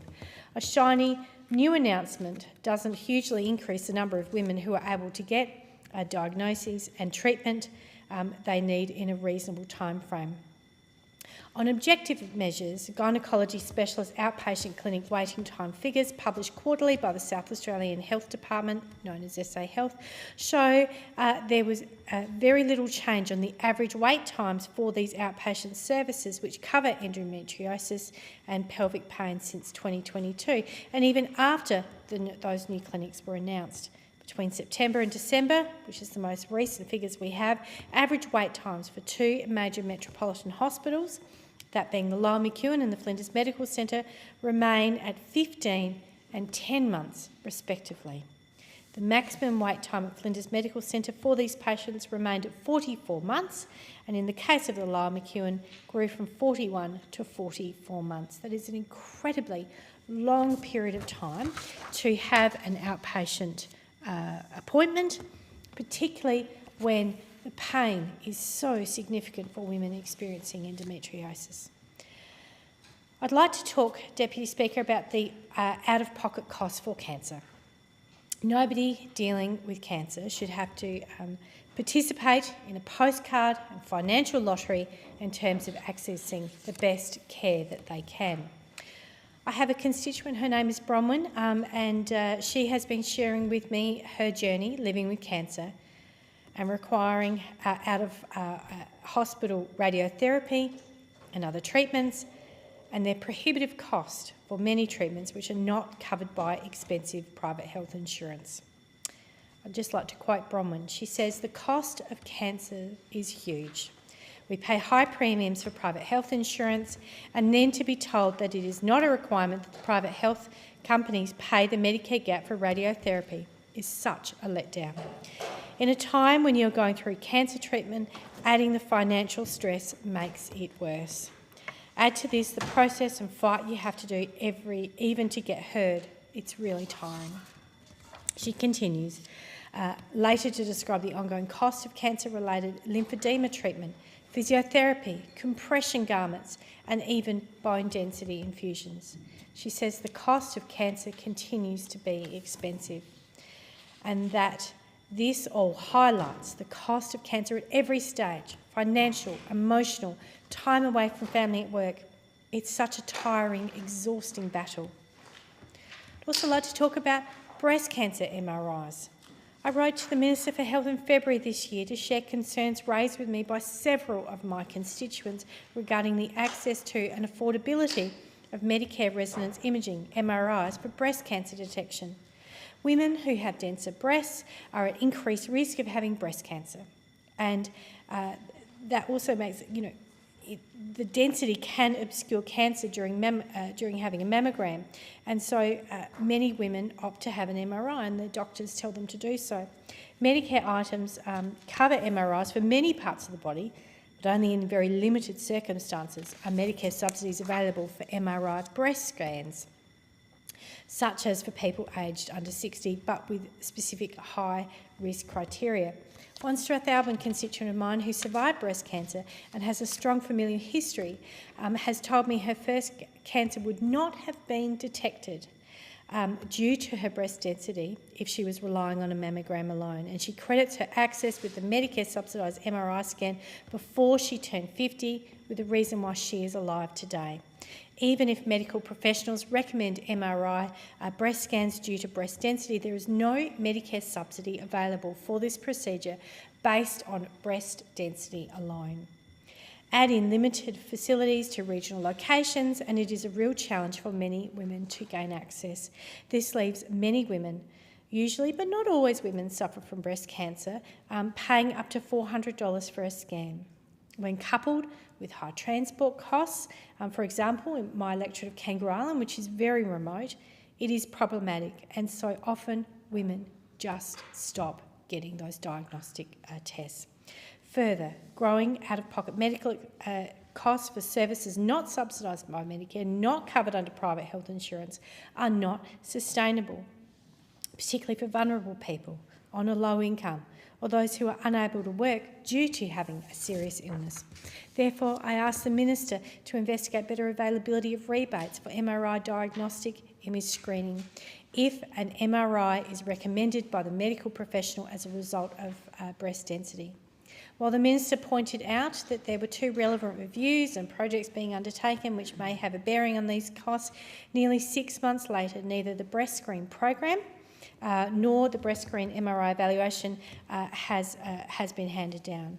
And a final piece of bad news in my community, one of the state's major radiology providers has announced that it will no longer bulk bill at its regional clinics unless patients have a concession card. Surely women, and in particular regional women, have waited long enough for their health conditions to be properly understood and for the gap in healthcare to be addressed. Thank you. Question is that the grievance be noted, and I'll call the member for Canberra. Thank you, Deputy Speaker. And I rise this evening in this grievance debate to talk about the current state of our national conversation here in Australia and the fact that it seems to be broken at the moment. To talk about social cohesion and the tone of the debate at the moment in Australia, in this place and in the community. From the outset, I want to put on the record again, my support for people to protest, to express their views to their representatives and to participate in our democracy. Because without protest, without views being expressed openly, we lose what makes our system of government so special. When we disagree respectfully, when we contest each other's ideas, that's when the best decisions are made in the interests of Australians. But at the moment, I fear that we are losing some of that. I fear that in recent months and years, anger is increasing, listening is declining, respect is evaporating, and too often the facts are not a key feature of discussion. It is reaching a point where debate, both in this chamber and outside of Parliament, is reduced to sound bites and clickbait. Genuine positions are twisted and misrepresented. Opposing views are becoming attacks on the very character of individuals who hold them. And political opponents are being presented as enemies. No one in this chamber are enemies of each other. It's my belief that everyone here genuinely is here because they want what's best for Australians, even if we even if we disagree on how best to achieve that. In the last few days, we've seen the vandalising of war memorials here at the National War Memorial in my electorate. And I just want to condemn that in the absolute strongest terms, Deputy Speaker. These memorials, which I am so proud are in the electorate that I represent, they are there to honour the service and sacrifice of all Australians who have served, and they should be treated with the utmost respect, always. We've also seen in recent days a teenager arrested for plotting a terrorist attack against MPs. We have, of course, seen terrible, even today, vandalising and disruption at electorate offices. Of course, what happened to the member for McNamara's office, absolutely shocking, and that is just one example of many. And today, what has happened in the member for Will's office. And I think these sort of violent actions and disruptive actions, they do nothing to further the causes of the people that are claiming to represent those causes doing these things. And they do disrupt people's access to their local member as part of their democratic right to go and see their local member about issues that affect them, be it a Centrelink matter, NDIS, immigration.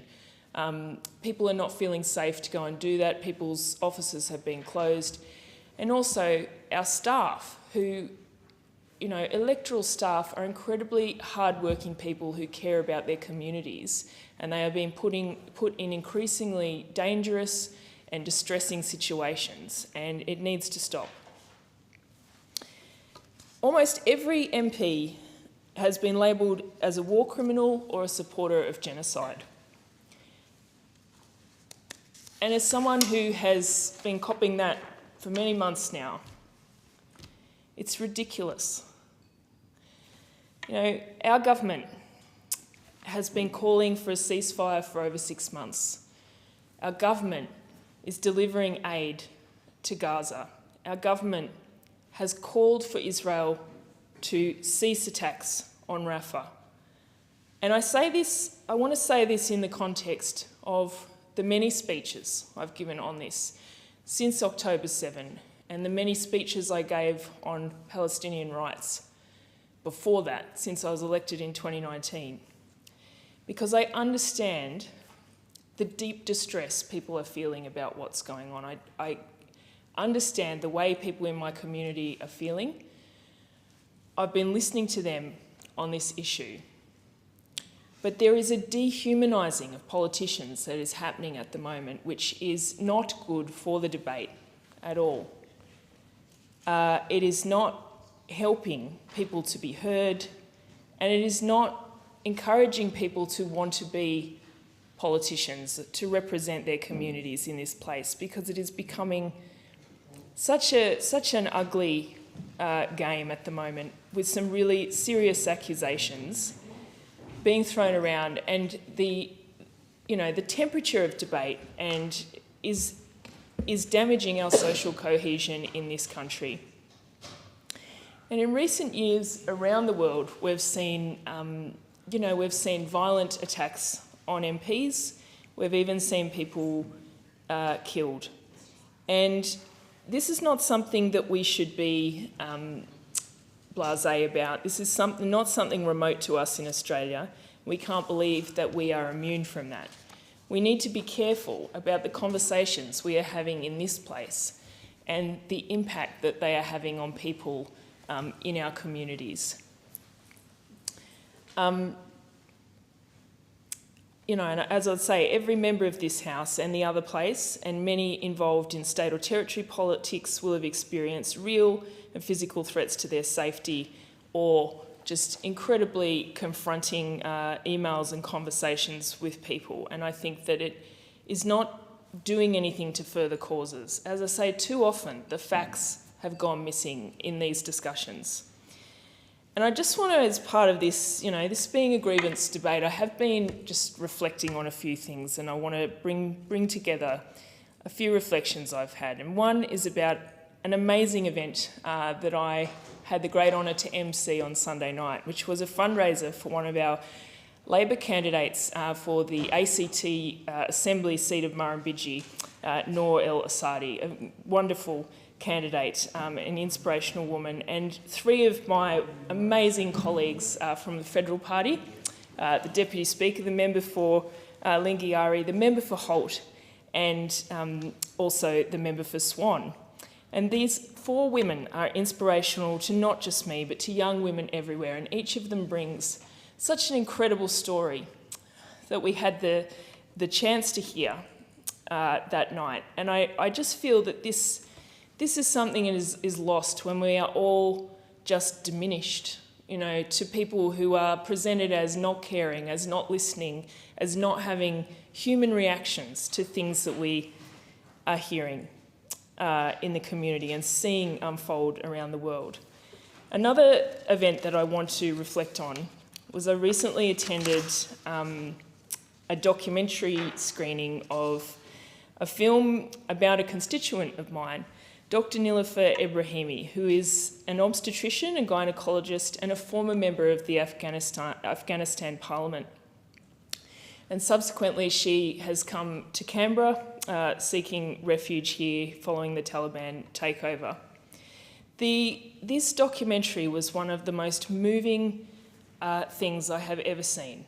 And I honestly don't think there was people were just sitting there crying to watch her story, and also that of a journalist, Shakila Ibrahim Akel, who was a groundbreaking journalist in Afghanistan, because they were women and they were doing these things as women for the first time. And it just really brought home the struggles that people have for democracy, for equality, and one of the most moving parts of this was where Niloufar said, I was the first in my community to be a doctor. I was the first to be a politician. And another part was where, after you see her struggles, her separation from her family, her fears for the safety of her young children, that she says, if I wasn't a real representative, why would I do this stuff? And I guess, first of all, the message is that we cannot forget the women of Afghanistan, the women and girls who have now gone for over 1,000 days without access to education. And that is something that Niloufar's organisation, she runs here in Canberra, the Zamzam Foundation, does to support them. But I think it's important that we all just take a moment to think about what people in this place, what we are trying to achieve, that we are listening, that we are people, and that we are trying, that we feel the same things that you in the community, that people in the community feel, and that we should all, including in this place, just take the temperature down on debate and work together for a peaceful democracy. The question is that the grievance be noted, and I'll call the member for Leichhardt. Thank you very much indeed, Madam Deputy Speaker. I rise tonight to address a matter of great significance for the people of Far North Queensland, the proposed UNESCO World Heritage listing for the Cape York Peninsula region. Queensland Labor and State and Federal Labor governments have recently progressed the proposal, and I, along with many others, have great reservations about what might occur if they succeed in securing a World Heritage listing. Cape York is undeniably a treasure, rich in biodiversity and cultural heritage, and it is a landscape that commands respect and careful stewardship. It is a picturesque wild country that many Australians view as a rite of passage to traverse to the very tip, the northern point of the Australian continent. While the Cape certainly warrants protection, the approach proposed by the government to enlist this region under the auspices of UNESCO is not only flawed but potentially detrimental to the communities who call it home. Firstly, consider the implication of this proposal on the rights and the livelihoods of the traditional owners and the local residents. For decades, Indigenous communities have fought tirelessly to reclaim and secure land rights. These efforts and struggles are now being undermined.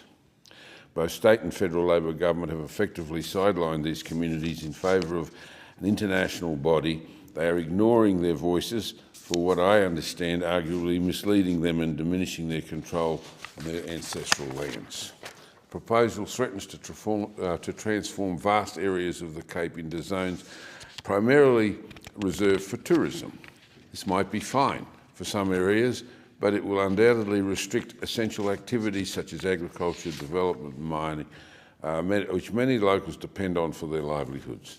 The economic repercussions of such limitations could be devastating, particularly for a region that thrives on the sustainable use of its natural resources. Madam Deputy Speaker, we must also remember that this proposal effectively hands over the judgment of these lands and its protection to a committee populated by representatives from country far removed from us and our reality, such as Bulgaria, Jamaica, Kazakhstan, Qatar, Turkey and Zambia, just to name a few. These nations do not share our direct connection to the land, nor do they fully understand the complexities and challenges unique to Cape York. We've seen previously Great Barrier Reef, that the World Heritage Committee and its decisions making it effectively a highly politicised international horse trading session I've seen for myself firsthand when I was the Special Envoy for the Great Barrier Reef. World Heritage Committee members inevitably come to these assessment processes with preconceived notions about the state and the status of World Heritage listings and the government of the day, and their bureaucrats are often at pains to try and illustrate the reality of the situation on the ground or in the water, as it were.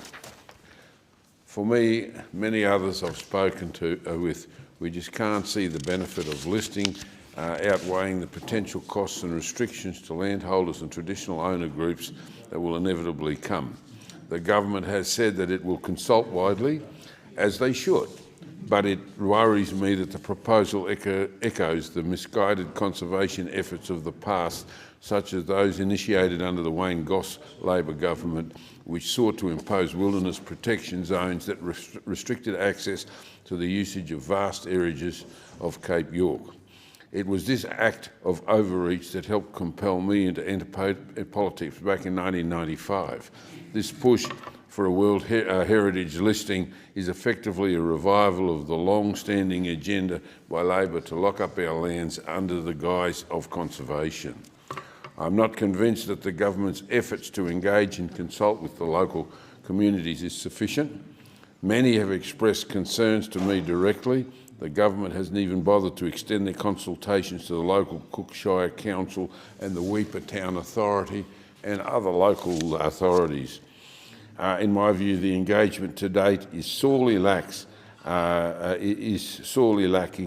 and that the forthright disclosure and explanation of the potential ramifications of World Heritage listing is merely a footnote in these discussions. Current consultation process has been criticised by prominent traditional owners for being too selective, lacking transparency, insufficient in scope, and has failed to include all stakeholders. This has already led to significant apprehension about the World Heritage listing process and the government's mandate to pursue this in the first place. In response to those concerns, I will be initiating a petition in coming days. This petition will call for action for every member of our community who believes Cape York's right to self-determination, local governance and the rights to our Indigenous people and their land.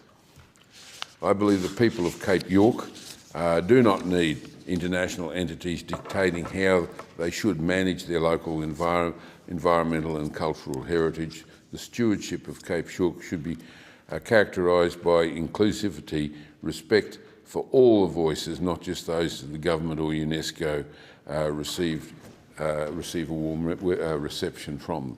The people of this region are diverse, and so are their views and aspirations, and the government needs to consider these facts very, very carefully.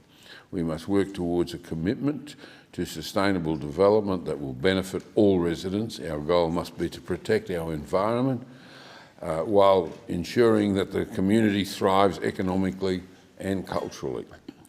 To those who are in favour of the proposal, particularly certain traditional owner groups, please seriously consider the ramifications to your land and even to your neighbours and what your neighbours are able to do with their land. The implications are very serious and the impacts to all residents no doubt will be quite profound. It would be a tragic outcome for those in Cape York.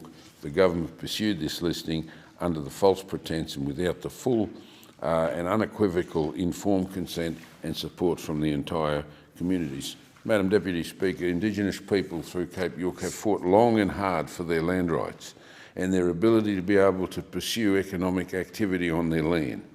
There have been entire communities in Cape York that are built on activities or upon activities that UNESCO will certainly disapprove of, and I think it's rather ironic that after all these years in seeking to get native title rights, and we always talk about the cultural appropriateness of managing their own country and the environmental benefits of traditional owners owning their own or managing their own country. And now we have a situation where we're saying, rightio, now that you've got that country, we want to take that and hand the decision making in relation to the management, both culturally and environmentally, over to a group of faceless individuals with an international committee. It just seriously doesn't make sense. And many of the traditional owners that I talk to are very, very concerned about it. It's also a concern too for the neighbours of these areas. While there are some areas, some of the traditional owners say we want to lock this up in environmental management. That's not an issue. They should be the ones best equipped to be able to manage their country, and they're able to do that. But there's also concerns about the ramifications of all of those neighbours, and because not everybody wants to be photo fodder for tourists, standing naked on one leg in a lily pond with a spear to get a photograph from tourists when they come by. Others have other aspirations for themselves and their families, and they should have the right to pursue that. And to lock them into a particular economic situation, I think, is totally appalling. I can't stress the significance of the issue enough, and I'm strongly encouraging any and all residents of Cape York the slightest reservations to get involved in the process. As I said earlier, I'll be initiating a petition shortly, and please join me in opposing this misguided proposal of World Heritage listing. We should let Cape York people and the Cape York landholders determine for themselves what is best for their community and their land. We just simply cannot leave this important decision to people thousands of miles away who have no idea whatsoever even where Cape York is, let alone what the diversity and the cultural significance of that. And so I think leave this for Cape York people to do their own management of their own country. Thank you. The question is that grievances be noted, and I call the member for Blair. Thank you, Deputy Speaker. Deputy Speaker, I'm aggrieved at the confected outrage, the absurd criticism and the mindless negativity you receive from those opposite towards the Albanese Labor government. And they like to carp and moan and accuse the government of creating inflationary and cost of living pressures that the community is currently facing. The reality is that the coalition has very little credibility in terms of economic management, both in government and opposition. First, when they were in government, the coalition did nothing to contain inflation. They racked up big deficits and even bigger debt. And the cost of living, they did nothing. They didn't bank savings when it came to budgetary and fiscal management. And we're dealing with the underlying issues of the economy. They did almost nothing. Deputy Speaker, when governments lose and people go in opposition, it's quite common for people in the opposition to talk about the good things they did in government. You almost never hear the opposition members talk about the good things they did in government. 9 years of simple waste of an opportunity. Everything is now too hard. They think, when they were in government, and it was someone else's responsibility. It's the responsibility of the states or someone else. And the climate wars, we had 22, energy policies from those opposite. The neg didn't even last to question time, can I tell you, from the time it was announced in the morning. Couldn't land anything. When it came to housing and homelessness, it was always the responsibility of the states, even when it came to veterans, homelessness and housing issues. The cost rising of healthcare and university and TAFE. Who can forget the $50 billion in cuts to health and the $30 billion in cuts to education in the first Abbott government budget in 2014. You know, the rising costs of childcare, university and TAFE, completely missing in action, the coalition government. Just leave it to the market and we'll make cuts. Commissions of audit. Skills agreements with states and territories, nothing done, simply nothing done. Took from the member for Gorton to come in as the responsible minister to achieve that. Industry policy and boosting sovereign capacity and supply chain resilience. You'd think after COVID they would have done something about it. Did nothing about it. Theirs was a government that practically goaded the car industry to leave and destroyed a large part of our manufacturing bases. I can remember when the car industry left Australia that, you know, people in the supply chain were as far as Kilcoy in my electorate getting involved in the car industry, but they lost their capacity to engage in the car industry when the car industry left. It was a wasted time, those 9 years. They had great opportunity. They came with a huge majority in 2013. We were elected on a platform of getting things done. It was a platform that wanted to address a range of problems in the community that the coalition had neglected and ignored for many years. When we were in opposition, we were critical of the then government. There were times when we took a bipartisan approach on serious issues. But we see now from those opposite the culture wars, nasty negativity, divisive wedge politics. When push comes to shove, I think we've got to work in the national interest. On this side, there are a lot of people in our community that we know are doing it tough. And I know that from the mobile offices that I've been doing, particularly in the country areas. Last Saturday I was at Rosewood Show and talking to people who have been doing it tough. Let's be clear, those opposite, it would be a lot worse if they were in power now. Let me talk about the fact that on the 1st of July, that's just yesterday, we saw a situation where we had tax cuts come in, 80,000 people in my electorate getting tax cuts. 90% of those people getting more than they would have under the coalition. The average tax cut in my electorate, $1,380 a year, $26 a week.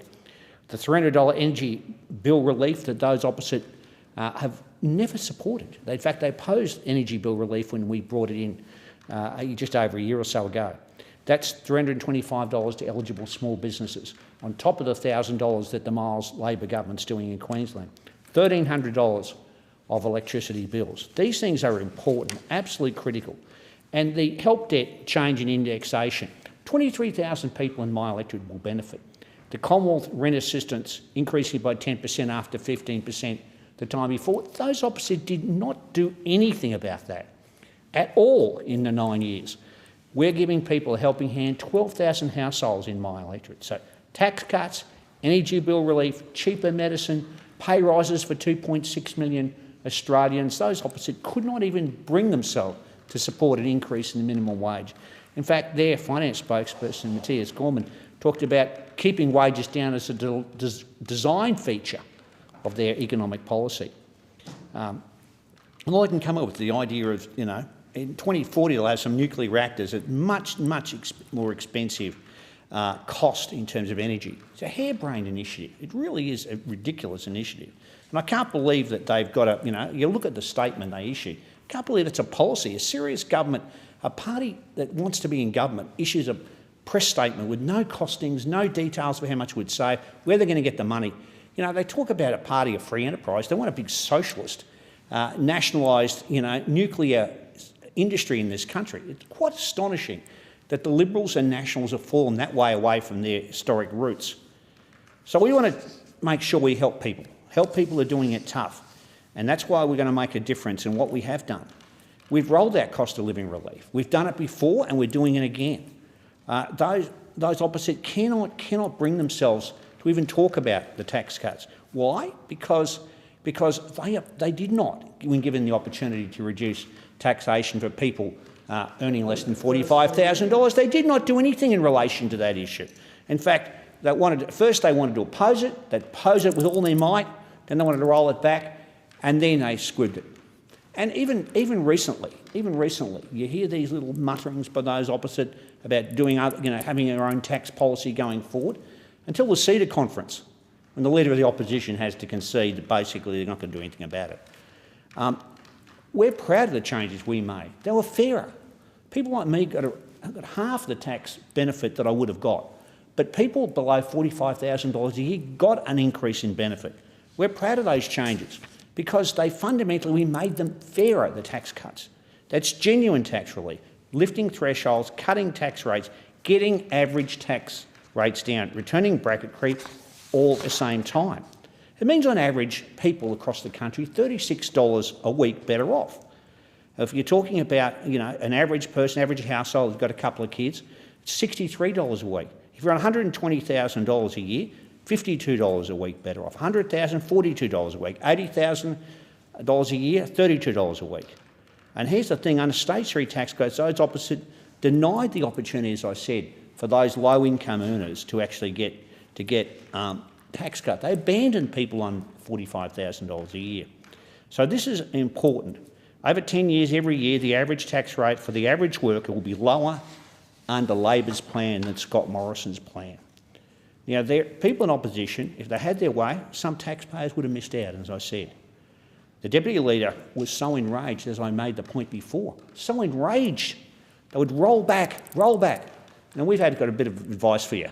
We tried to roll back the GST. It didn't work. So the idea of rolling back the tax cuts was really a silly idea. So we have been putting downward pressure on inflation. Inflation's much lower now than it was when those opposite were there. It's got a 4 in front. It was 6.1% when those opposite were last in. Since coming to government, wages have grown at almost double the rate of our predecessors. We've overseen the creation of 880,000 jobs. That's a record for any first-term government.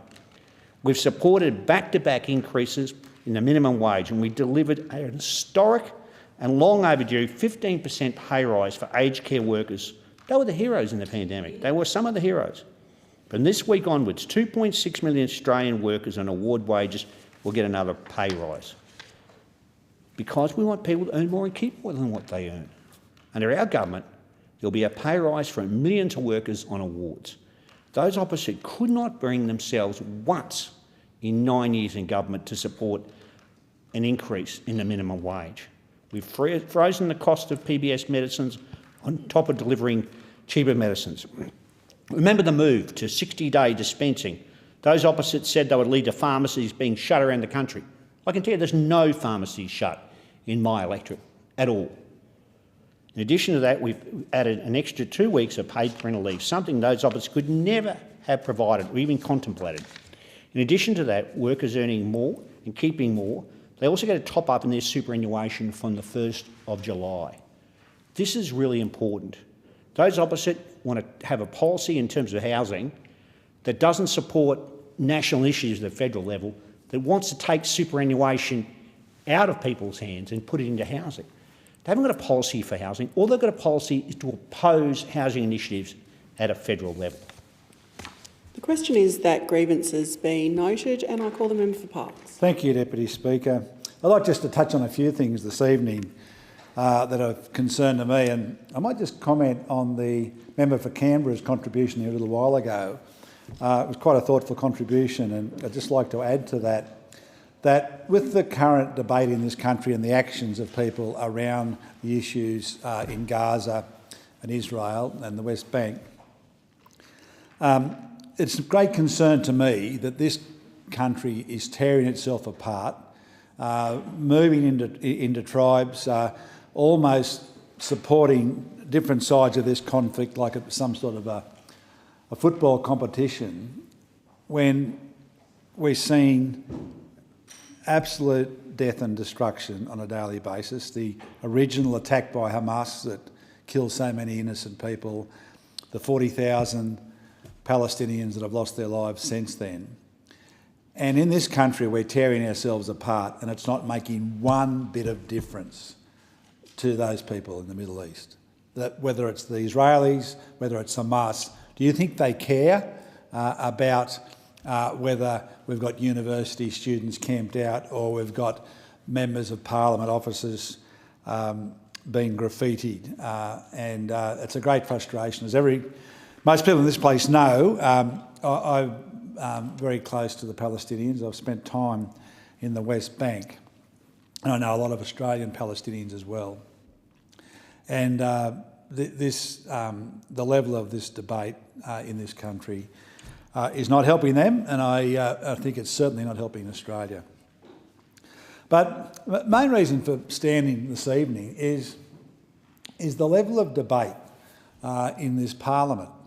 Someone asked me recently, what's it like in parliament? And I said, well, in recent years it's been a bit like witnessing a high school debating club where you don't really have to back up with what you're saying with facts and figures. It's more about your feelings, your passion, without any real responsibility of being able to achieve what you're talking about. I'll give you a few examples.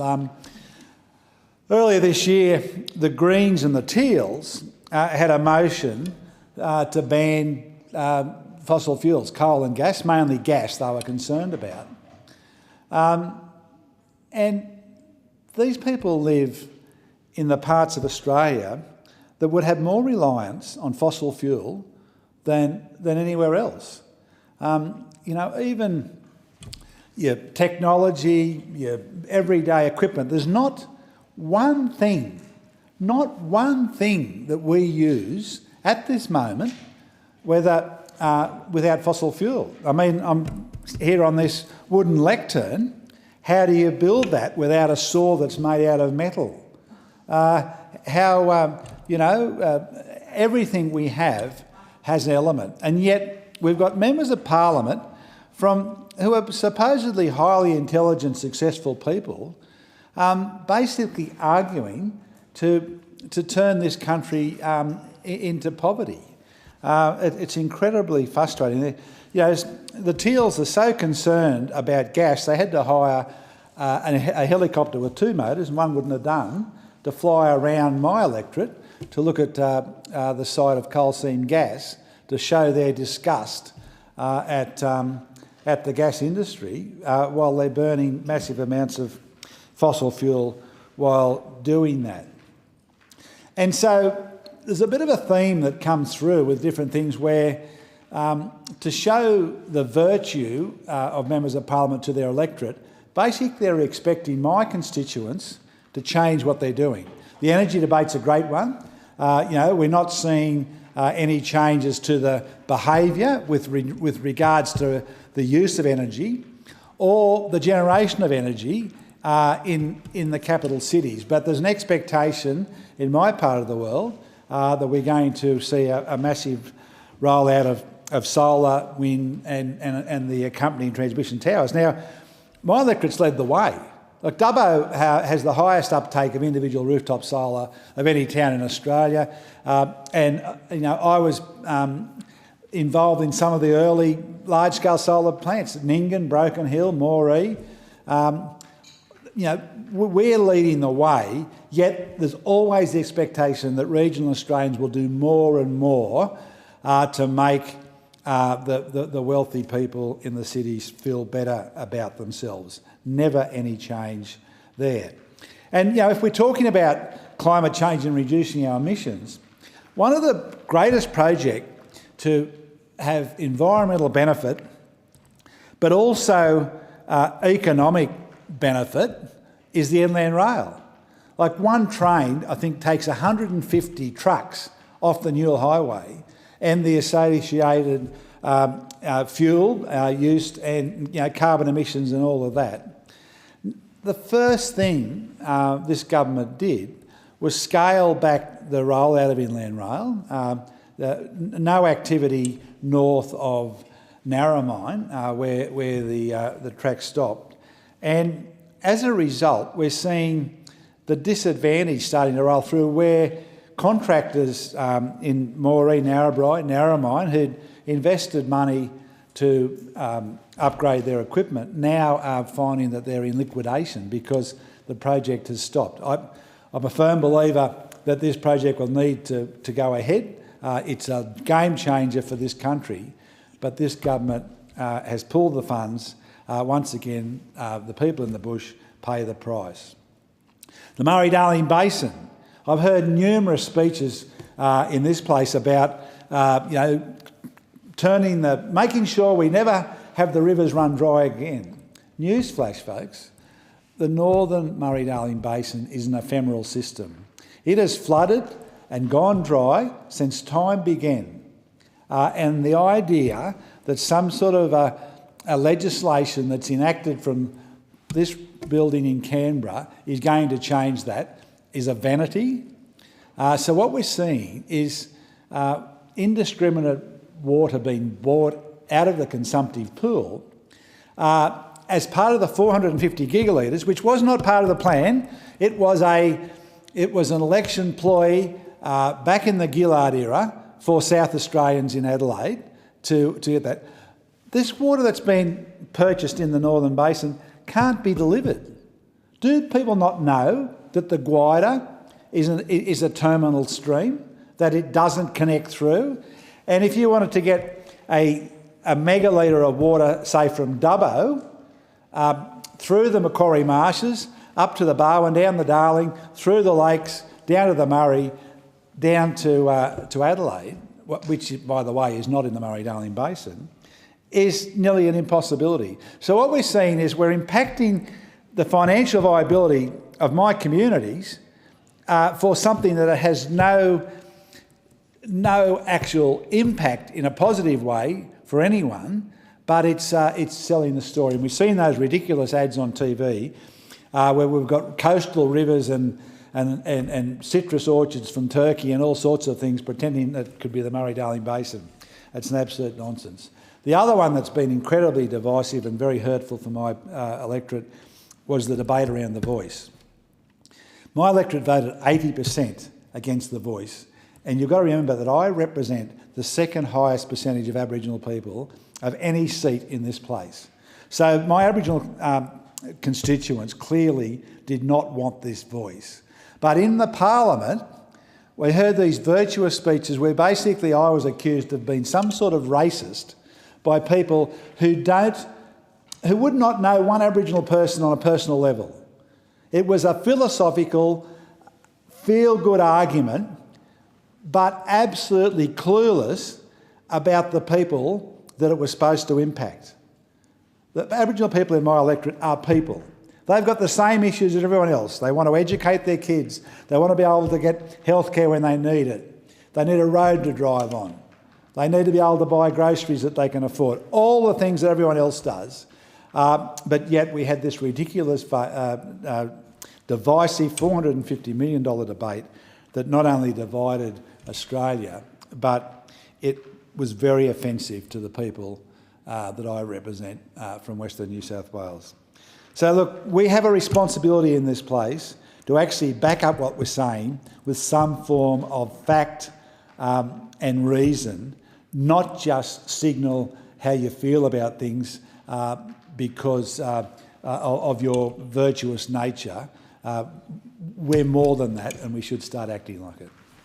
Question is that grievances be noted, and I call the member for Gilmore. Thank you, Deputy Speaker. This month, July, is Head and Neck Cancer Awareness Month, and today I want to tell my own very recent and real journey about my large oral tumour, which thankfully was discovered and surgically removed. We all lead busy lives, but there is never a better time than this month, during Head and Neck Cancer Awareness Month, to have a checkup with your dentist and health practitioner. For me, that started at a general checkup with my local dentist, who found something odd growing from the left-hand side of the roof of my mouth. I did not really understand what that was or could mean, and I am sad to say I continued my busy life. However, my dentist persisted and made sure I was booked in locally to see a head and neck specialist that visits Nowra each month. The truth is, I was still in denial. I was fit, healthy, a wife, a mum of 4 and MP.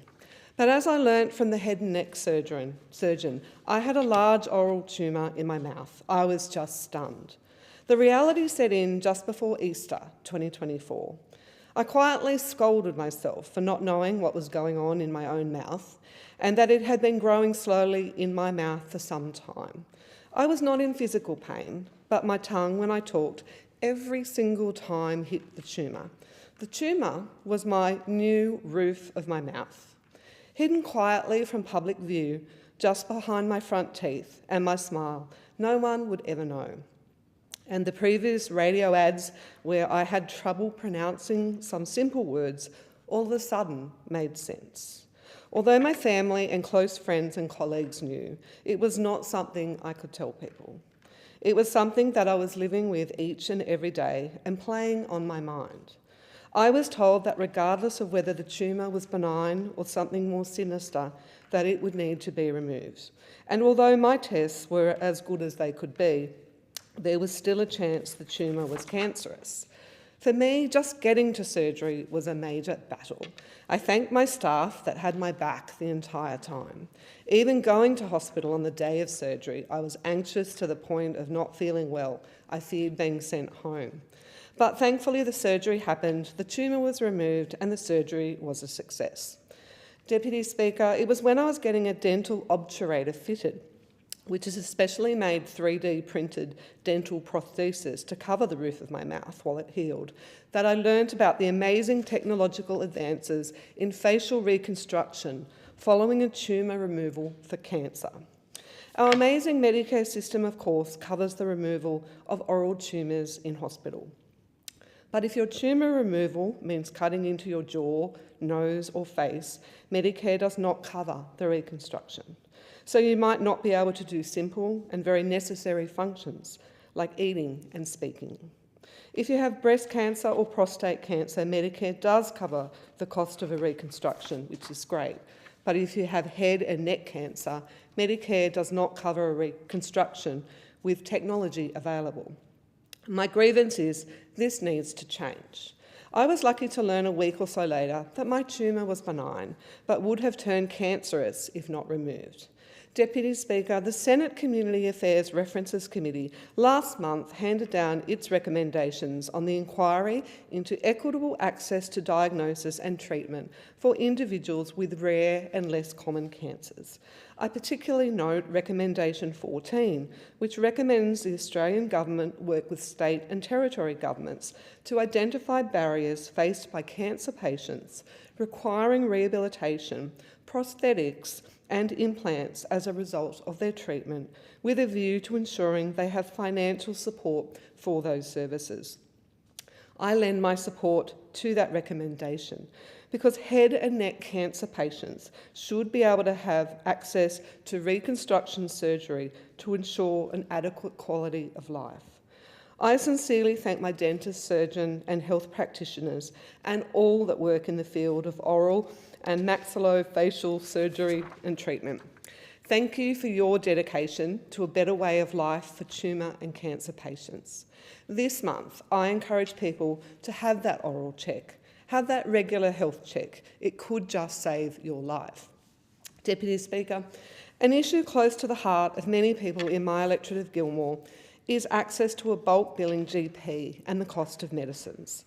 That's why I was thrilled to learn today that more GPs are bulk billing patients in Gilmore as a direct result of the Albanese government's tripling of the bulk billing incentive, with more than 2 million additional bulk bill visits across the country since 1 November 2023. In the month before the bulk billing incentive was tripled on 1 November 2023, 78.4% of all GP visits were bulk billed in Gilmore. Over the next 7 months, the bulk billing rate increased by 5.7 percentage points to 84.1% in May. Gilmore residents have also saved $2,056,110 on the cost of their medicines thanks to the Albanese government's cheaper medicines policies, including our landmark 60-day prescription reforms and the largest cut to the maximum patient co-payment in the 75-year history of the PBS. Almost 50,000 60-day scripts have been filled in Gilmore until May 2024. This week, the Albanese government also delivered the second largest increase to Medicare rebates in 30 years, with $900 million in additional Medicare funding. This comes on top of the $940 million delivered last year, in the largest increase in 30 years. This means that in just 2 years, the Albanese government has increased Medicare rebates by twice as much as the former government did in their 9 years in office. 7 months of official Medicare billing data shows that after a decade of cuts and neglect from the Liberals, the slide in the GP bulk billing rate has stopped and bulk billing rates continue to improve each month. Nationally, the GP bulk billing rate was 79% in May, a rise of 3.4% since the higher bulk billing incentives came into effect on 1 November. Australians living in regional and rural areas like mine have seen the biggest increases, with an estimated additional 900,000 bulk billed visits since the higher bulk billing incentives came into effect. Thanks to the Albanese government, there is more bulk billing in Gilmore. Doctors' groups have called our tripling of the bulk billing incentive a game changer, and clearly it is in Gilmore. After a decade of cuts and neglect to Medicare by the Liberals, bulk billing was in freefall. The pressure on general practice began when the opposition leader was Health Minister, and he tried to do away with bulk billing by introducing a fee on every single visit to the GP, and then started a 6-year freeze on Medicare rebates. The Albanese government committed to making it easier for people to see a bulk billing doctor, and that is exactly what is happening right around the country, particularly in rural and regional Australia. This is a win all round for patients, doctors and the health system, and it is helping making Medicare stronger. People in Gilmore know that after a decade of cuts, it was increasingly hard to find a bulk billing doctor. Thanks to the Albanese government, there is more bulk billing in our region, which is delivering significant cost of living relief for local people. Labor introduced Medicare, and only Labor can be trusted to strengthen and protect it. Deputy Speaker, we know people are doing it tough, and that's why we are delivering for every Australian. From 1 July, every Australian taxpayer gets a tax cut, not just some. 64,000 taxpayers in Gilmore get a tax cut, and 56,000 taxpayers in Gilmore now get a bigger tax cut than under the previous Liberal government's plan.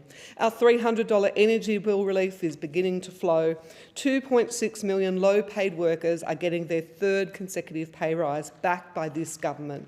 We're providing cost of living support while putting downward pressure on inflation, stronger Medicare and cheaper medicines, HECS relief for everyone with a student debt, more homes built more quickly, cheaper groceries by strengthening the food and grocery code, cost of living relief without adding to inflation, and planning a future made in Australia.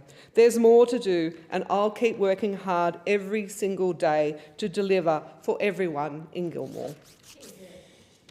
The time for the grievance debate has expired. The debate is interrupted in accordance with Standing Order 192B. The debate is adjourned, and the resumption of the debate will be made an order of the day for the next sitting. And I call the member for Boothby. I move that the Federation Chamber do now adjourn. Call the member for McPherson. I second the motion. The question is that the motion be agreed to. All those of that opinion say aye. Aye. On the contrary, no. I think the ayes have it. The Federation Chamber stands adjourned until 9:30 a.m. Wednesday the 3rd of July 2024.